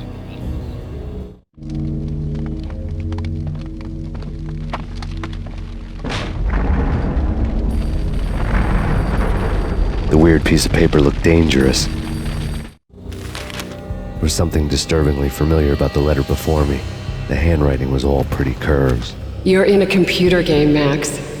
The truth was a burning green crack through my brain, weapon statistics hanging in the air, glimpsed out of the corner of my eye, endless repetition of the act of shooting, time slowing down to show off my moves, the paranoid feel of someone controlling my every step. I was in a computer game. Funny as hell, it was the most horrible thing I could think of. Don't lose it. It's Valkyr. The drug. Snap out of it. Try to remember. It was a bad line in a prank call. Someone spouting insane babble. I couldn't make sense of it. But I had an overwhelming sense of deja vu, and the caller's voice sounded oddly familiar.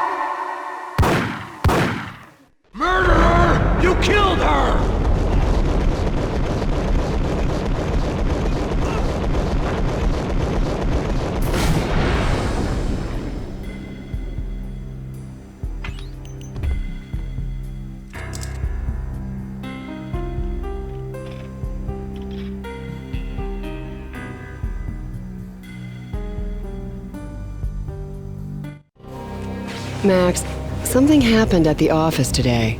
A strange memo. Something about Vikings. Honey, I gotta run. You can tell me all about it this evening. Have a nice day, darling. The bullet holes were rubies on her chest, blood glowing on her ivory skin. She was so beautiful. The killer was smiling. The flesh of fallen angels.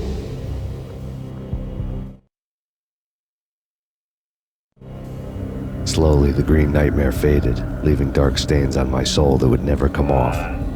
I felt like flatlining. I was all shook up. I woke up in a cold sweat, sick and tired to the bone, lying in a puddle of my own puke. The hag had said take me to Cold Steel before it had all gone crazy. It was a clue, the only one I had.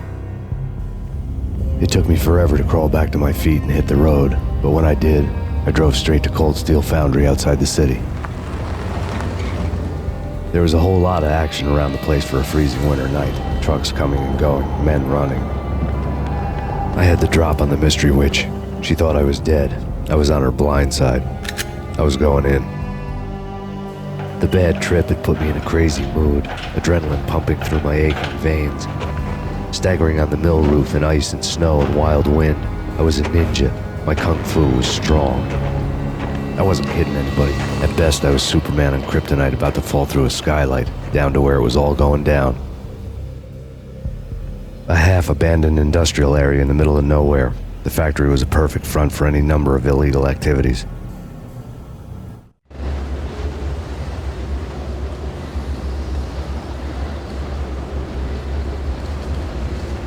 In the belly of the plant, molten metal boiled and bubbled like a witch's brew.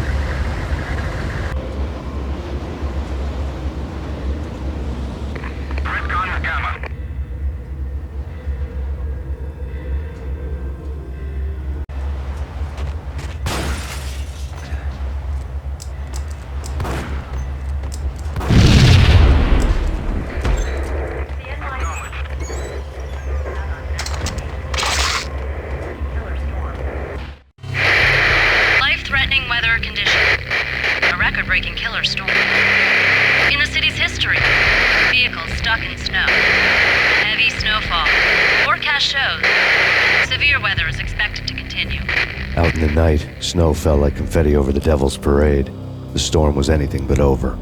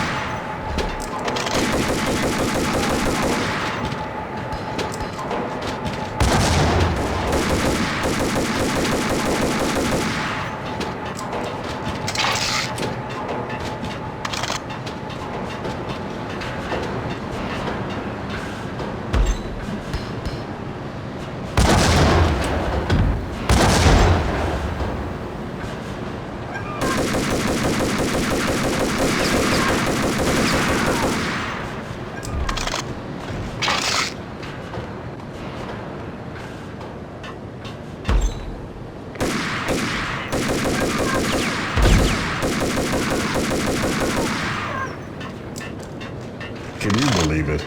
I bet they sleep with their rifles. I bet they've given them names. I guess. So, you don't have a name for your gun? Hello? Hell no. Perimeter breached. The facility has been compromised. Repeat, the Deep Six has been compromised.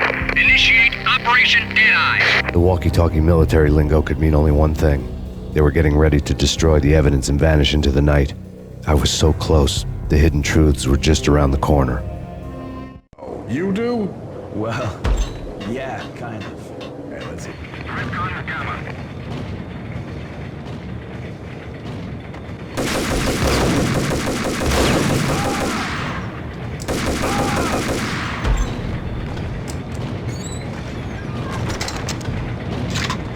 Fold up. The mercenaries were running a tight operation, paperwork and all. Merchandise missing again. A chemist had tried to smuggle it out for his own private party. Locked him up in cell B7 in D6's old test facility to wait for proper processing. I was close enough to hear the secrets, just beyond the next doorway. Abel told a grim tale.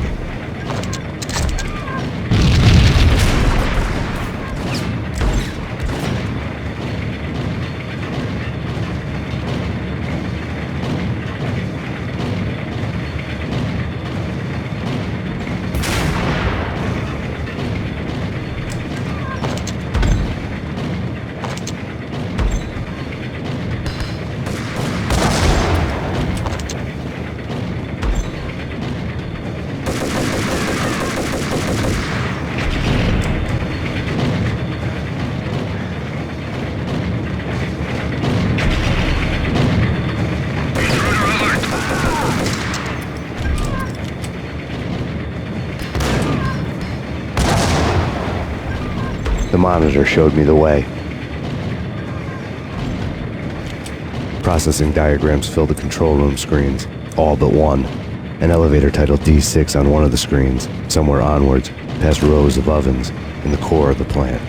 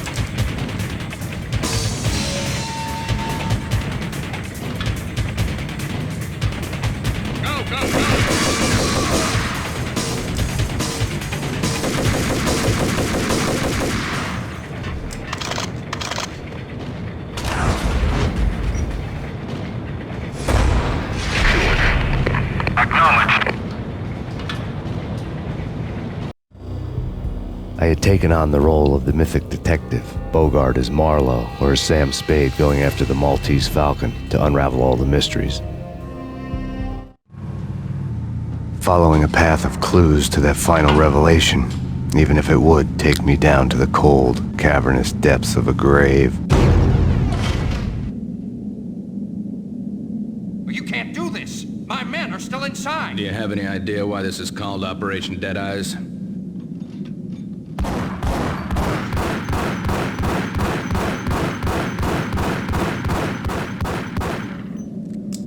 I think he's dead already. Let's do it.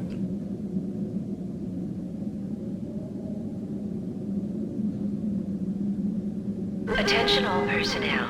The self-destruction sequence has been initiated. Evacuate the complex immediately. We've got company. Repeat. The self-destruction sequence has been initiated. Proceed to the first exit immediately.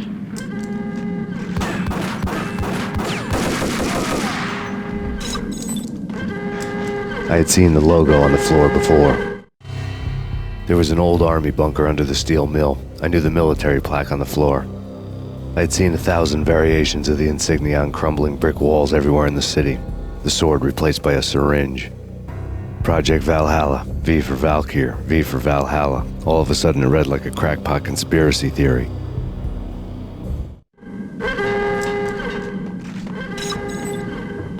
Abort! Abort! The self-destruction sequence has been initiated! Get the hell out of here! The place is gonna blow!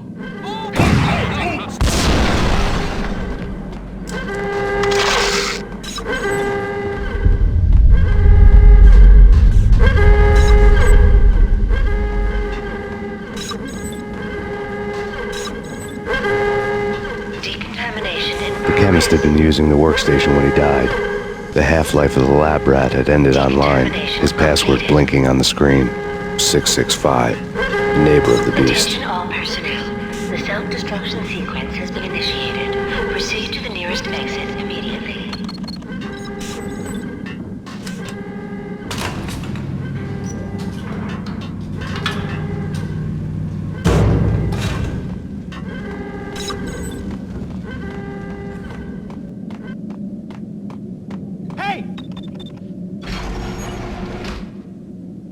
Thanks. I thought I was gonna die in there for sure. I need you to get me through the decontamination chamber airlock.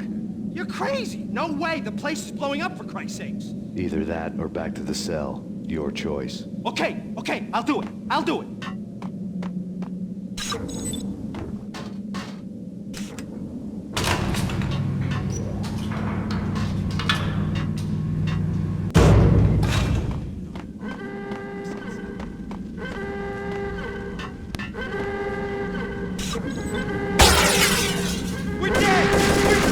Attention all personnel. The self-destruction sequence has been initiated. Proceed to the nearest exit immediately.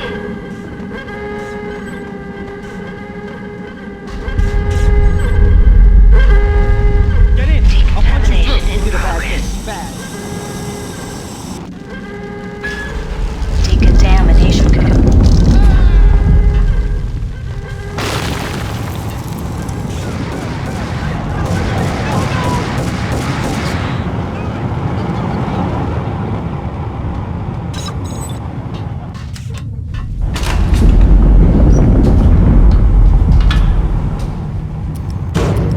I was caught in the middle of the deadly web that was the Valkyr case.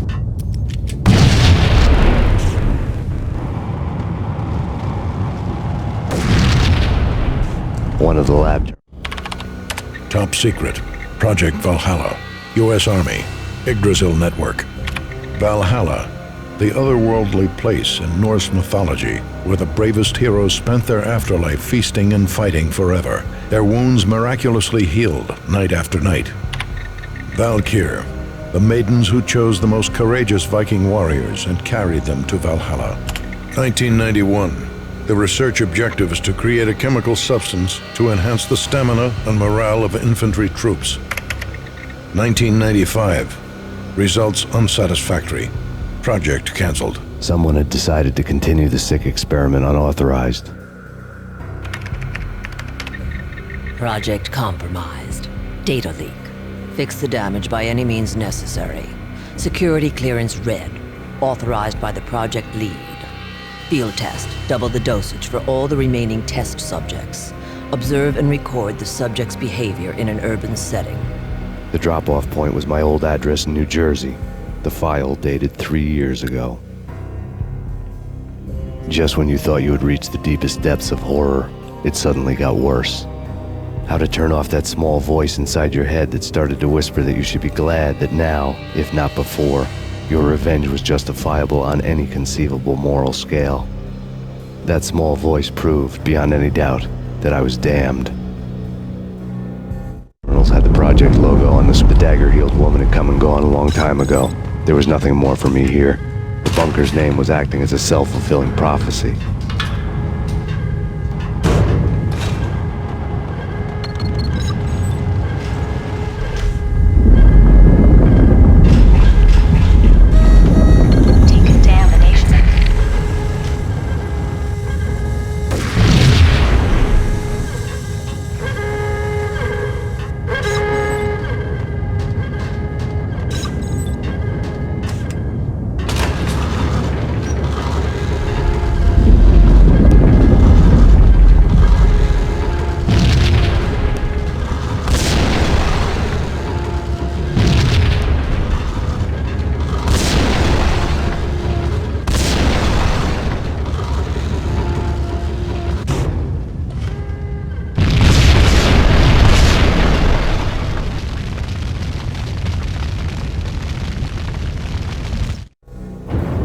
Piece together a jigsaw, and the final picture is you finishing that same puzzle.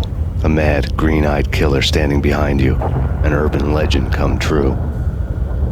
The Project Valhalla test subjects had been the mad junkies who had murdered my loved ones. The rest was simple body count math. It all pointed to her. Ms. Valkyr. The factory went up in a fiery inferno behind me. All my leads were dead, turned to smoke and dust. I had lost my way. I hadn't slept in a million years.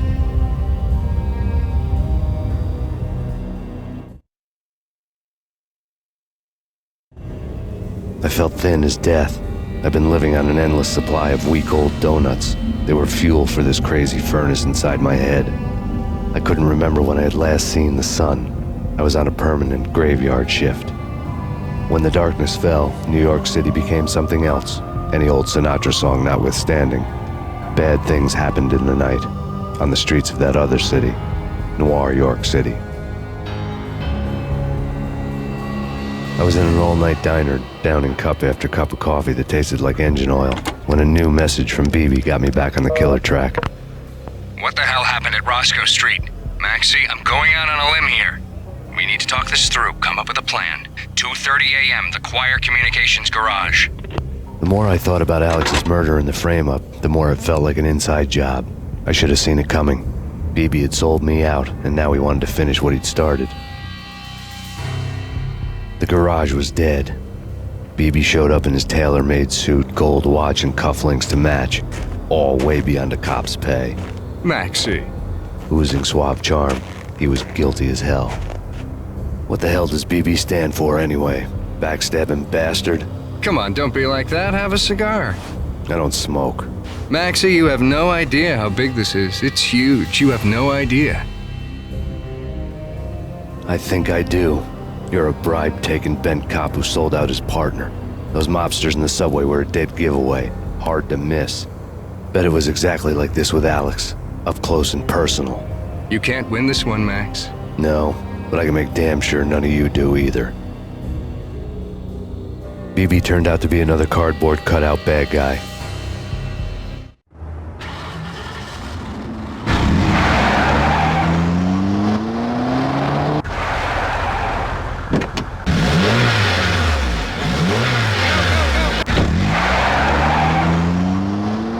A bad cop on the take, a cowardly right-hand man fleeing from the scene, leaving his paid thugs to do his dirty work.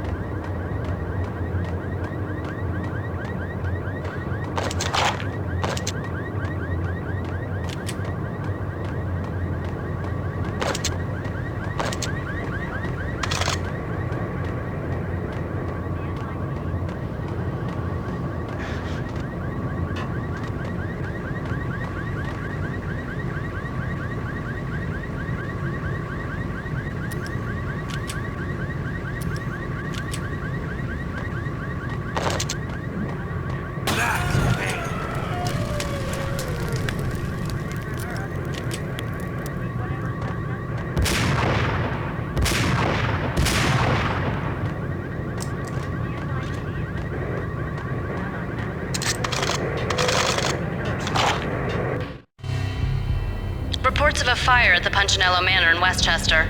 The manor is the home of Angelo Punchinello, the alleged head of the Punchinello crime family. The police are now saying, contrary to their earlier statements, that Max Payne is still alive and at large. He continues his vendetta against the Mafia, of which this last act of arson is attributed to. I had no recollection of setting any fires, but I did remember the flames.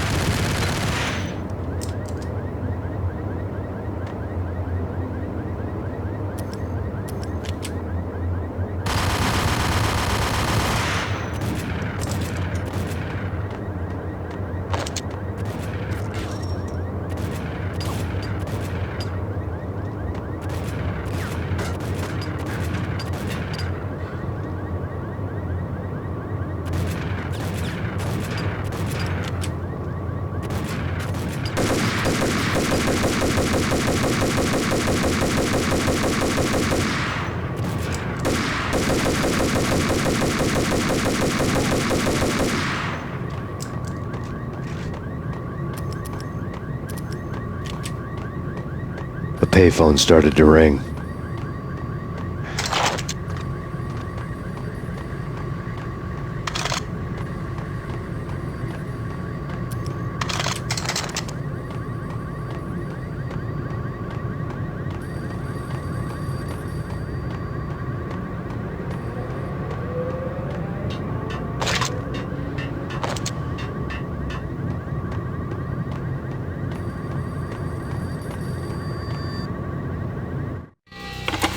Yeah. Max Payne? Whatever does it for you. This is Alfred Woden. I can give you the name of your enemy. Come to the Asgard building presently. We are expecting you. Woden was waiting for me on the steps of the old building. Mr. Payne, let's go inside. The others are anxious to begin. The others? Despite the general misconception, this building actually predates the City Hall by 2 years, thus being the oldest municipal building still in use here at the foot of the Brooklyn Bridge. No kidding. The old man played tour guide as he led me through a dark, domed hall. The answers I was after loomed large ahead. Mr. Payne, I would like to introduce you to my colleagues in what we call the Inner Circle. You've been watching too much X-Files. You have seen the files on Project Valhalla. We can fill the gaps, provide you with the information missing from those files. We were all involved in the early stages of the project during the Gulf War. What's the catch? We would very much like to blow this thing wide open, but our hands are tied. Her name is Nicole Horn. She was the key figure in Project Valhalla. When the funding was discontinued, she simply refused to quit. She knew exactly what she had in her hands. Nicole Horn is the president of Acer Corporation. She has more than half the city in her pocket. This must be kept under wraps. If you try to go public with this, we will deny any knowledge. We need you to take her out. Afterwards, we can protect you, make all the charges go away. That was the cue for the killer suits to kick in the doors and swarm inside.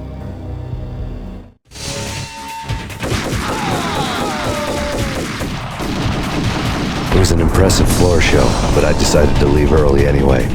It was only a one-story fall. Lucky me.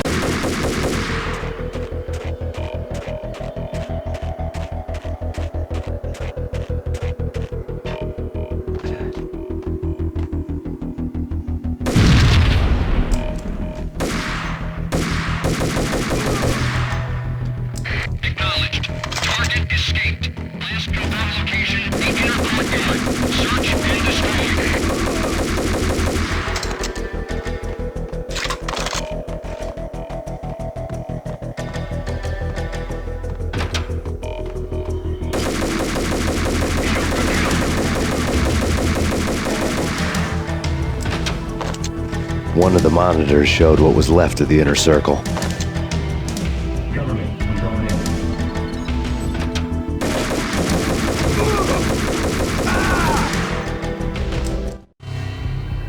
On screen, the so-called corpse of Alfred Woden stood up, miraculously waking from his dirt nap, looking smug among his dead pals. In the land of the blind, the one-eyed man is king. I didn't know how he'd pulled it off, but it was a pretty slick way to get out of all his promises. Most of what he had said fit too well to be a load of crap.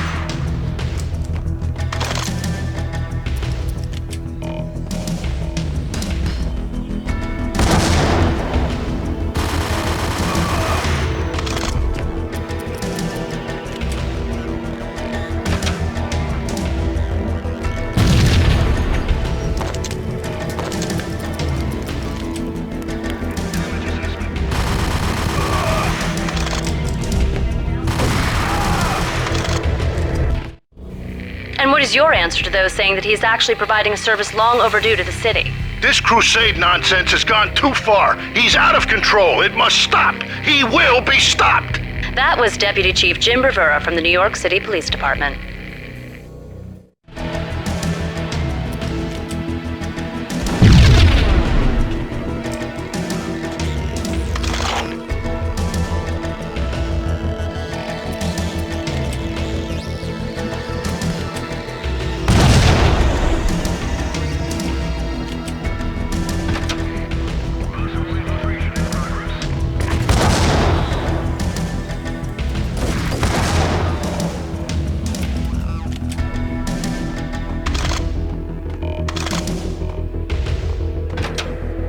A videotape lay on the desk.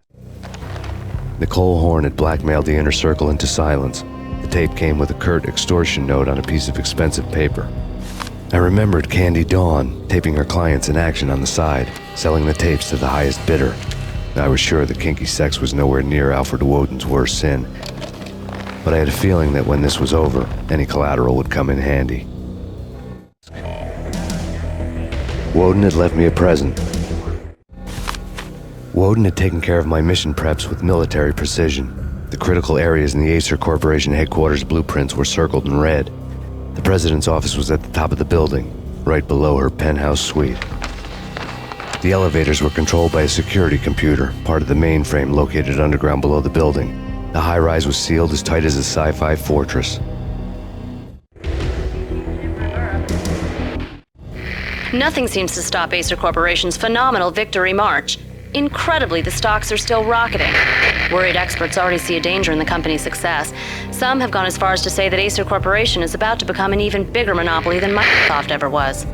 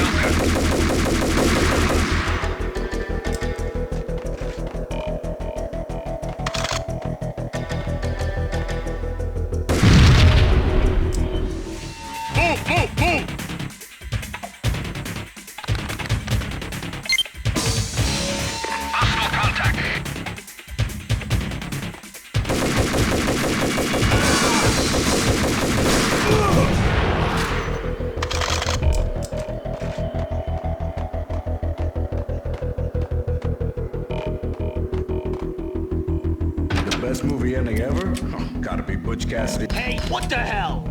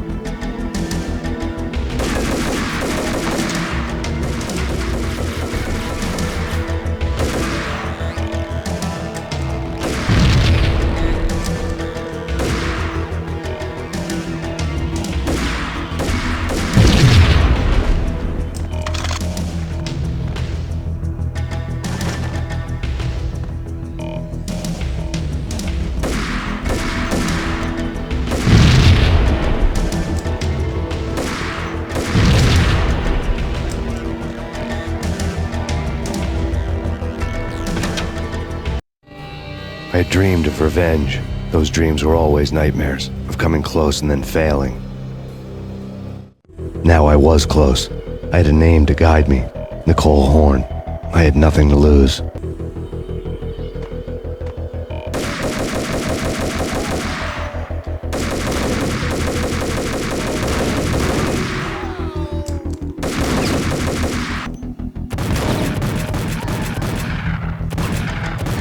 The Inner Circle had... Project Valhalla had not been the only thing the Inner Circle had been involved in. There were rows of cabinets full of files. The Serpentine Secret Society went back a long way, always pulling strings from the shadows. I couldn't say I was sorry. Woden's move in some Byzantine power game had cut the Circle's membership roster to 1. The old man wanted me on cleanup duty. It was my mess, too. Quite a track record.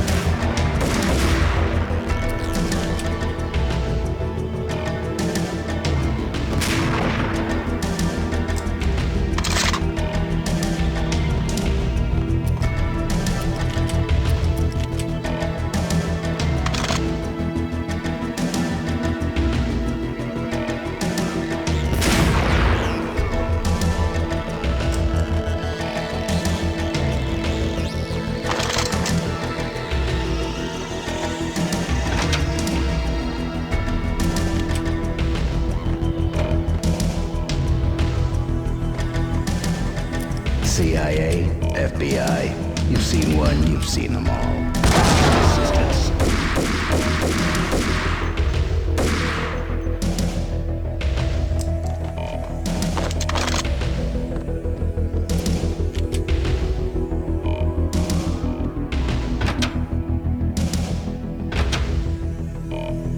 Take him down.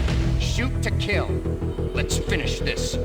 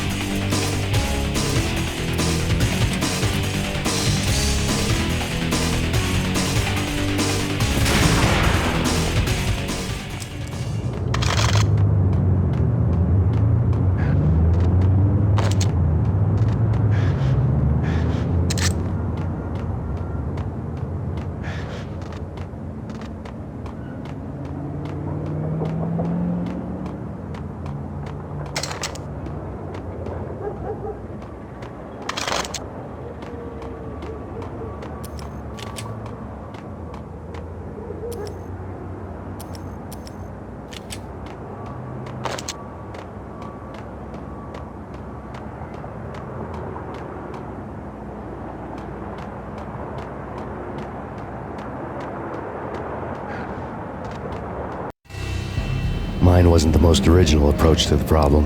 It wasn't as if it hadn't all been done before. An eye for an eye, the first principle of revenge. Old as dirt, still going strong. The cardinal rule in going after someone with an intention to kill was not to make it personal, which it almost always ended up being anyway. It did with me. I took my time, cruising around the city in the snow. There was no hurry. I knew what I had to do now. I took my time, thinking about it, building up the rage. When I was ready, I parked the stolen wheels at the front entrance of the Acer Corporation headquarters. Got out, got in, got cracking. I had a bullet with Nicole Horn's name on it. I had 10,000 bullets with the hag's name on them. She had ultra-high-tech security systems, enough mercenaries and weaponry to start World War III. There was no fear. New York disappeared behind a veil of snow. I had crossed the threshold. This was her domain, sleek and sexy and soulless, all glass and steel. A place of color-coded security key cards, metal detectors, and surveillance systems.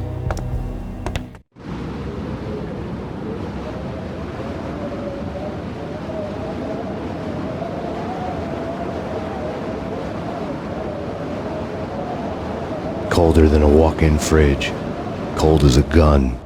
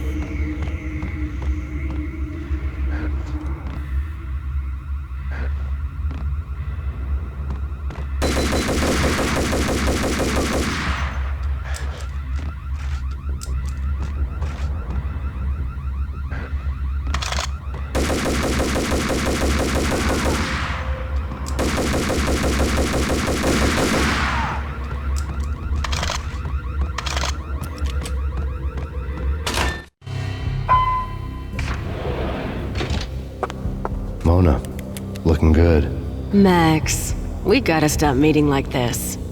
It will be a cold day in hell before I let a narc cop stop me. Miss Sachs, do your job. Relax, Max. You're a nice guy. I don't kill nice guys.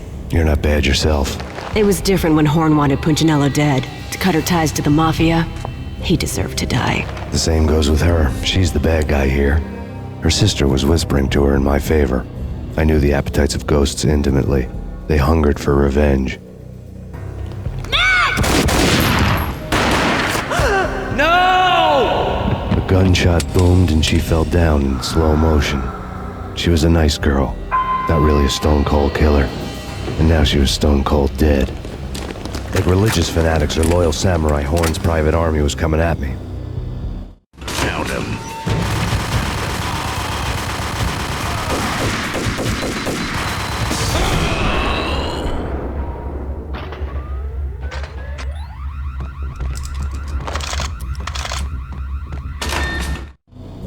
When the elevator came back down, Mona was gone. There was a lot of blood, but no body.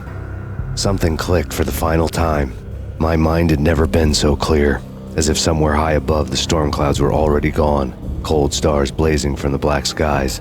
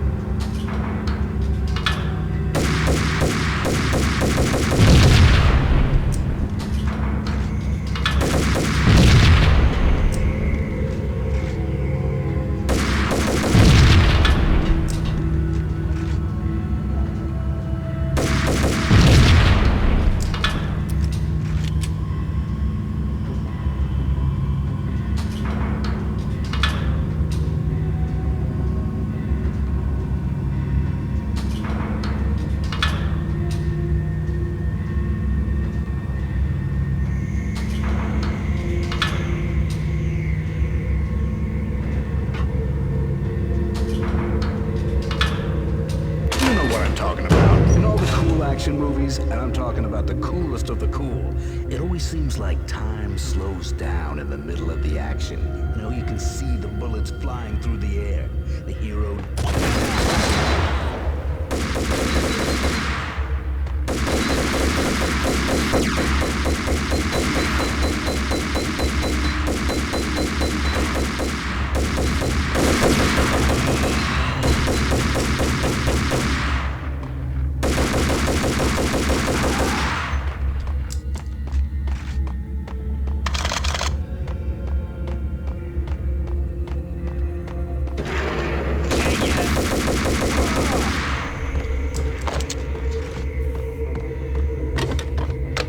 I had elevator access to the mainframe. From there, I'd be able to override the security locks and get to her office.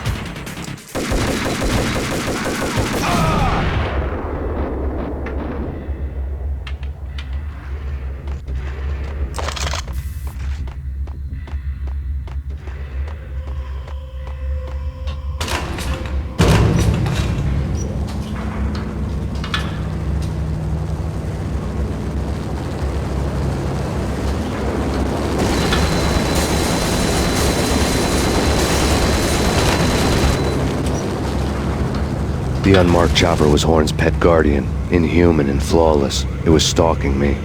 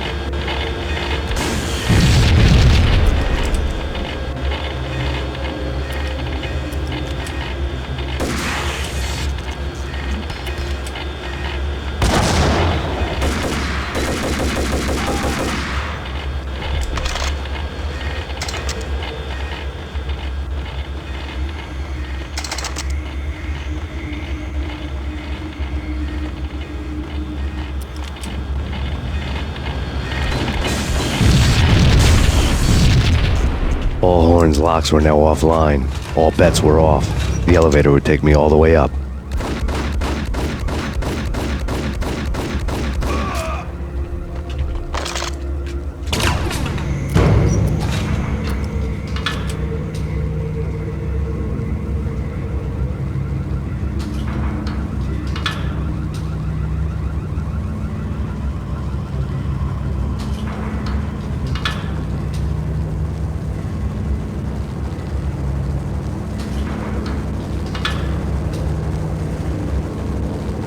Seen from this height, the night seemed to stretch on to eternity. A hint of desperation had crept into the snowstorm, as if it was trying to get it all out before the end.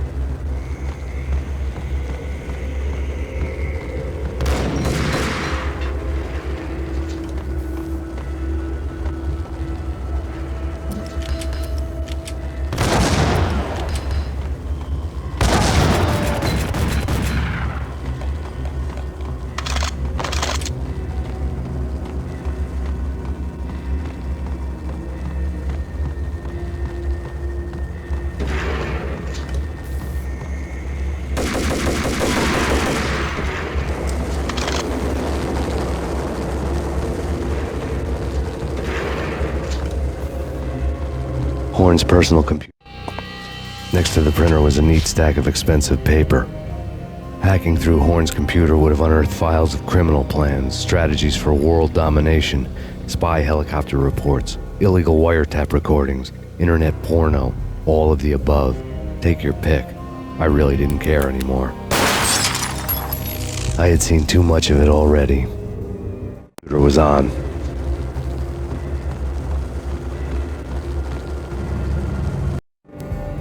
Valkyr had been meant to be a white-winged maiden that would lift you to a warrior's heaven, but it turned out to be a one-way demon ride to hell.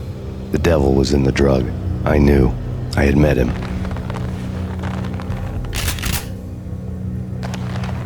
And now I was gonna kill her, the queen of the underworld who had tried to lift herself a bit closer to heaven with her drug money. No begging, no bribes. She knew better. Honor among killers. We who were about to die. Both of us knew how this would end, in pain and suffering. All this because your wife stuck her nose into things that were none of her business. The cops were coming to take me away. The sirens were like a bad conscience I couldn't shake. It's ridiculous you've made it this far. You won't be alive when they get here. Stop him!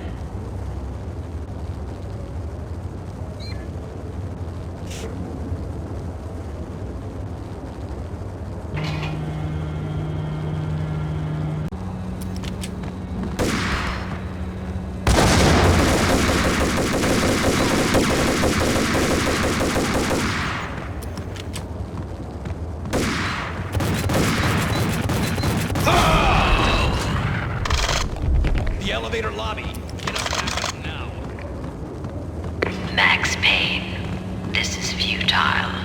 A waste of time. The deaths of your wife and daughter were necessary. Inevitable. It is done. You cannot bring them back. Nothing you do will make it any better.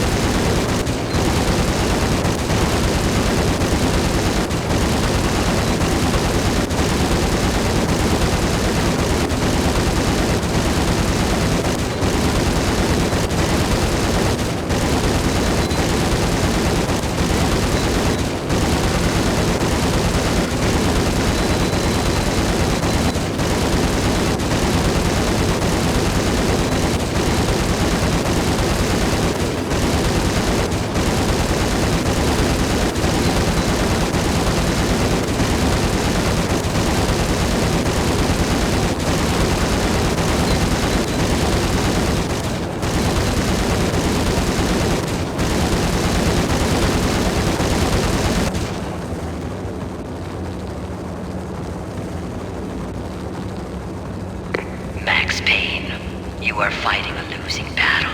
You cannot survive this. You will die. Stop fighting. Make it easy for yourself. Accept your fate. You will die here.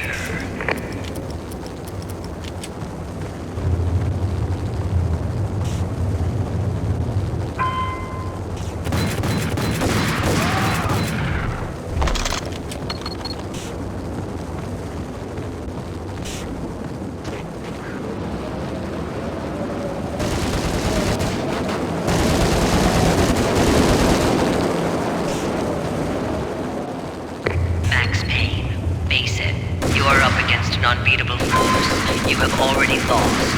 You have lost. Only death will set you free from your pain. Accept it. Surrender. Give up.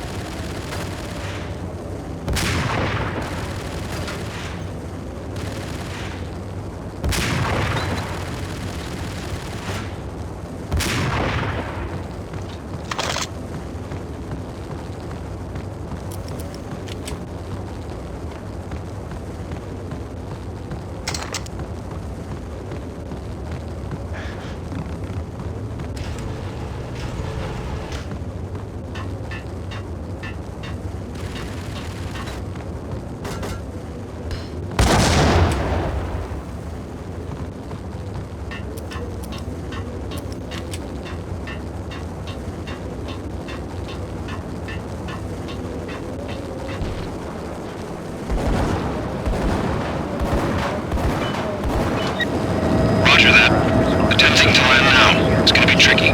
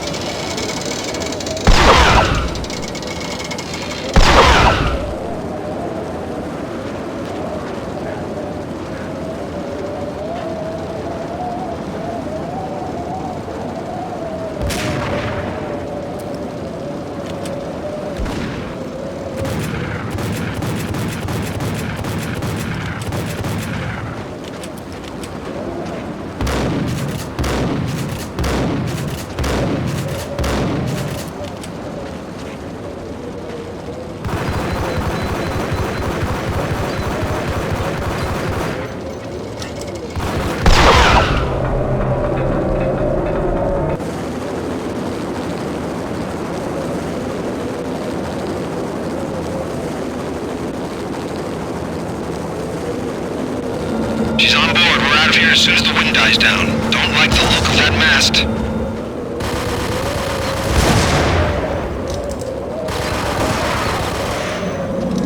Lift off in 1 minute.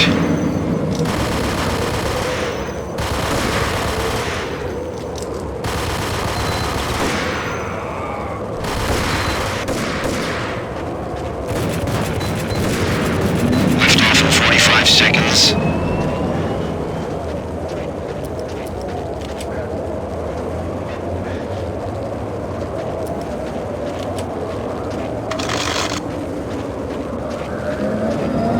Seconds to lift off.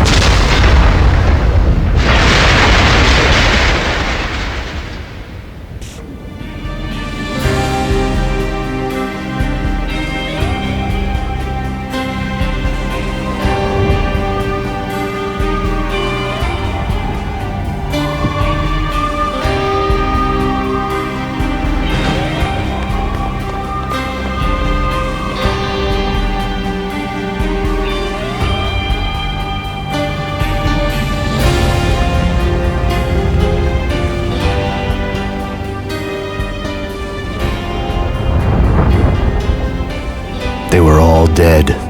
The final gunshot was an exclamation mark to everything that had led to this point. I released my finger from the trigger. And then it was all over. The storm seemed to lose its frenzy. The ragged clouds gave way to the stars above. Max Payne, this is Deputy Chief Jim Bravura from the NYPD. We've got the building surrounded. Throw down your weapons and lie down with your hands behind your head. A bit closer to heaven.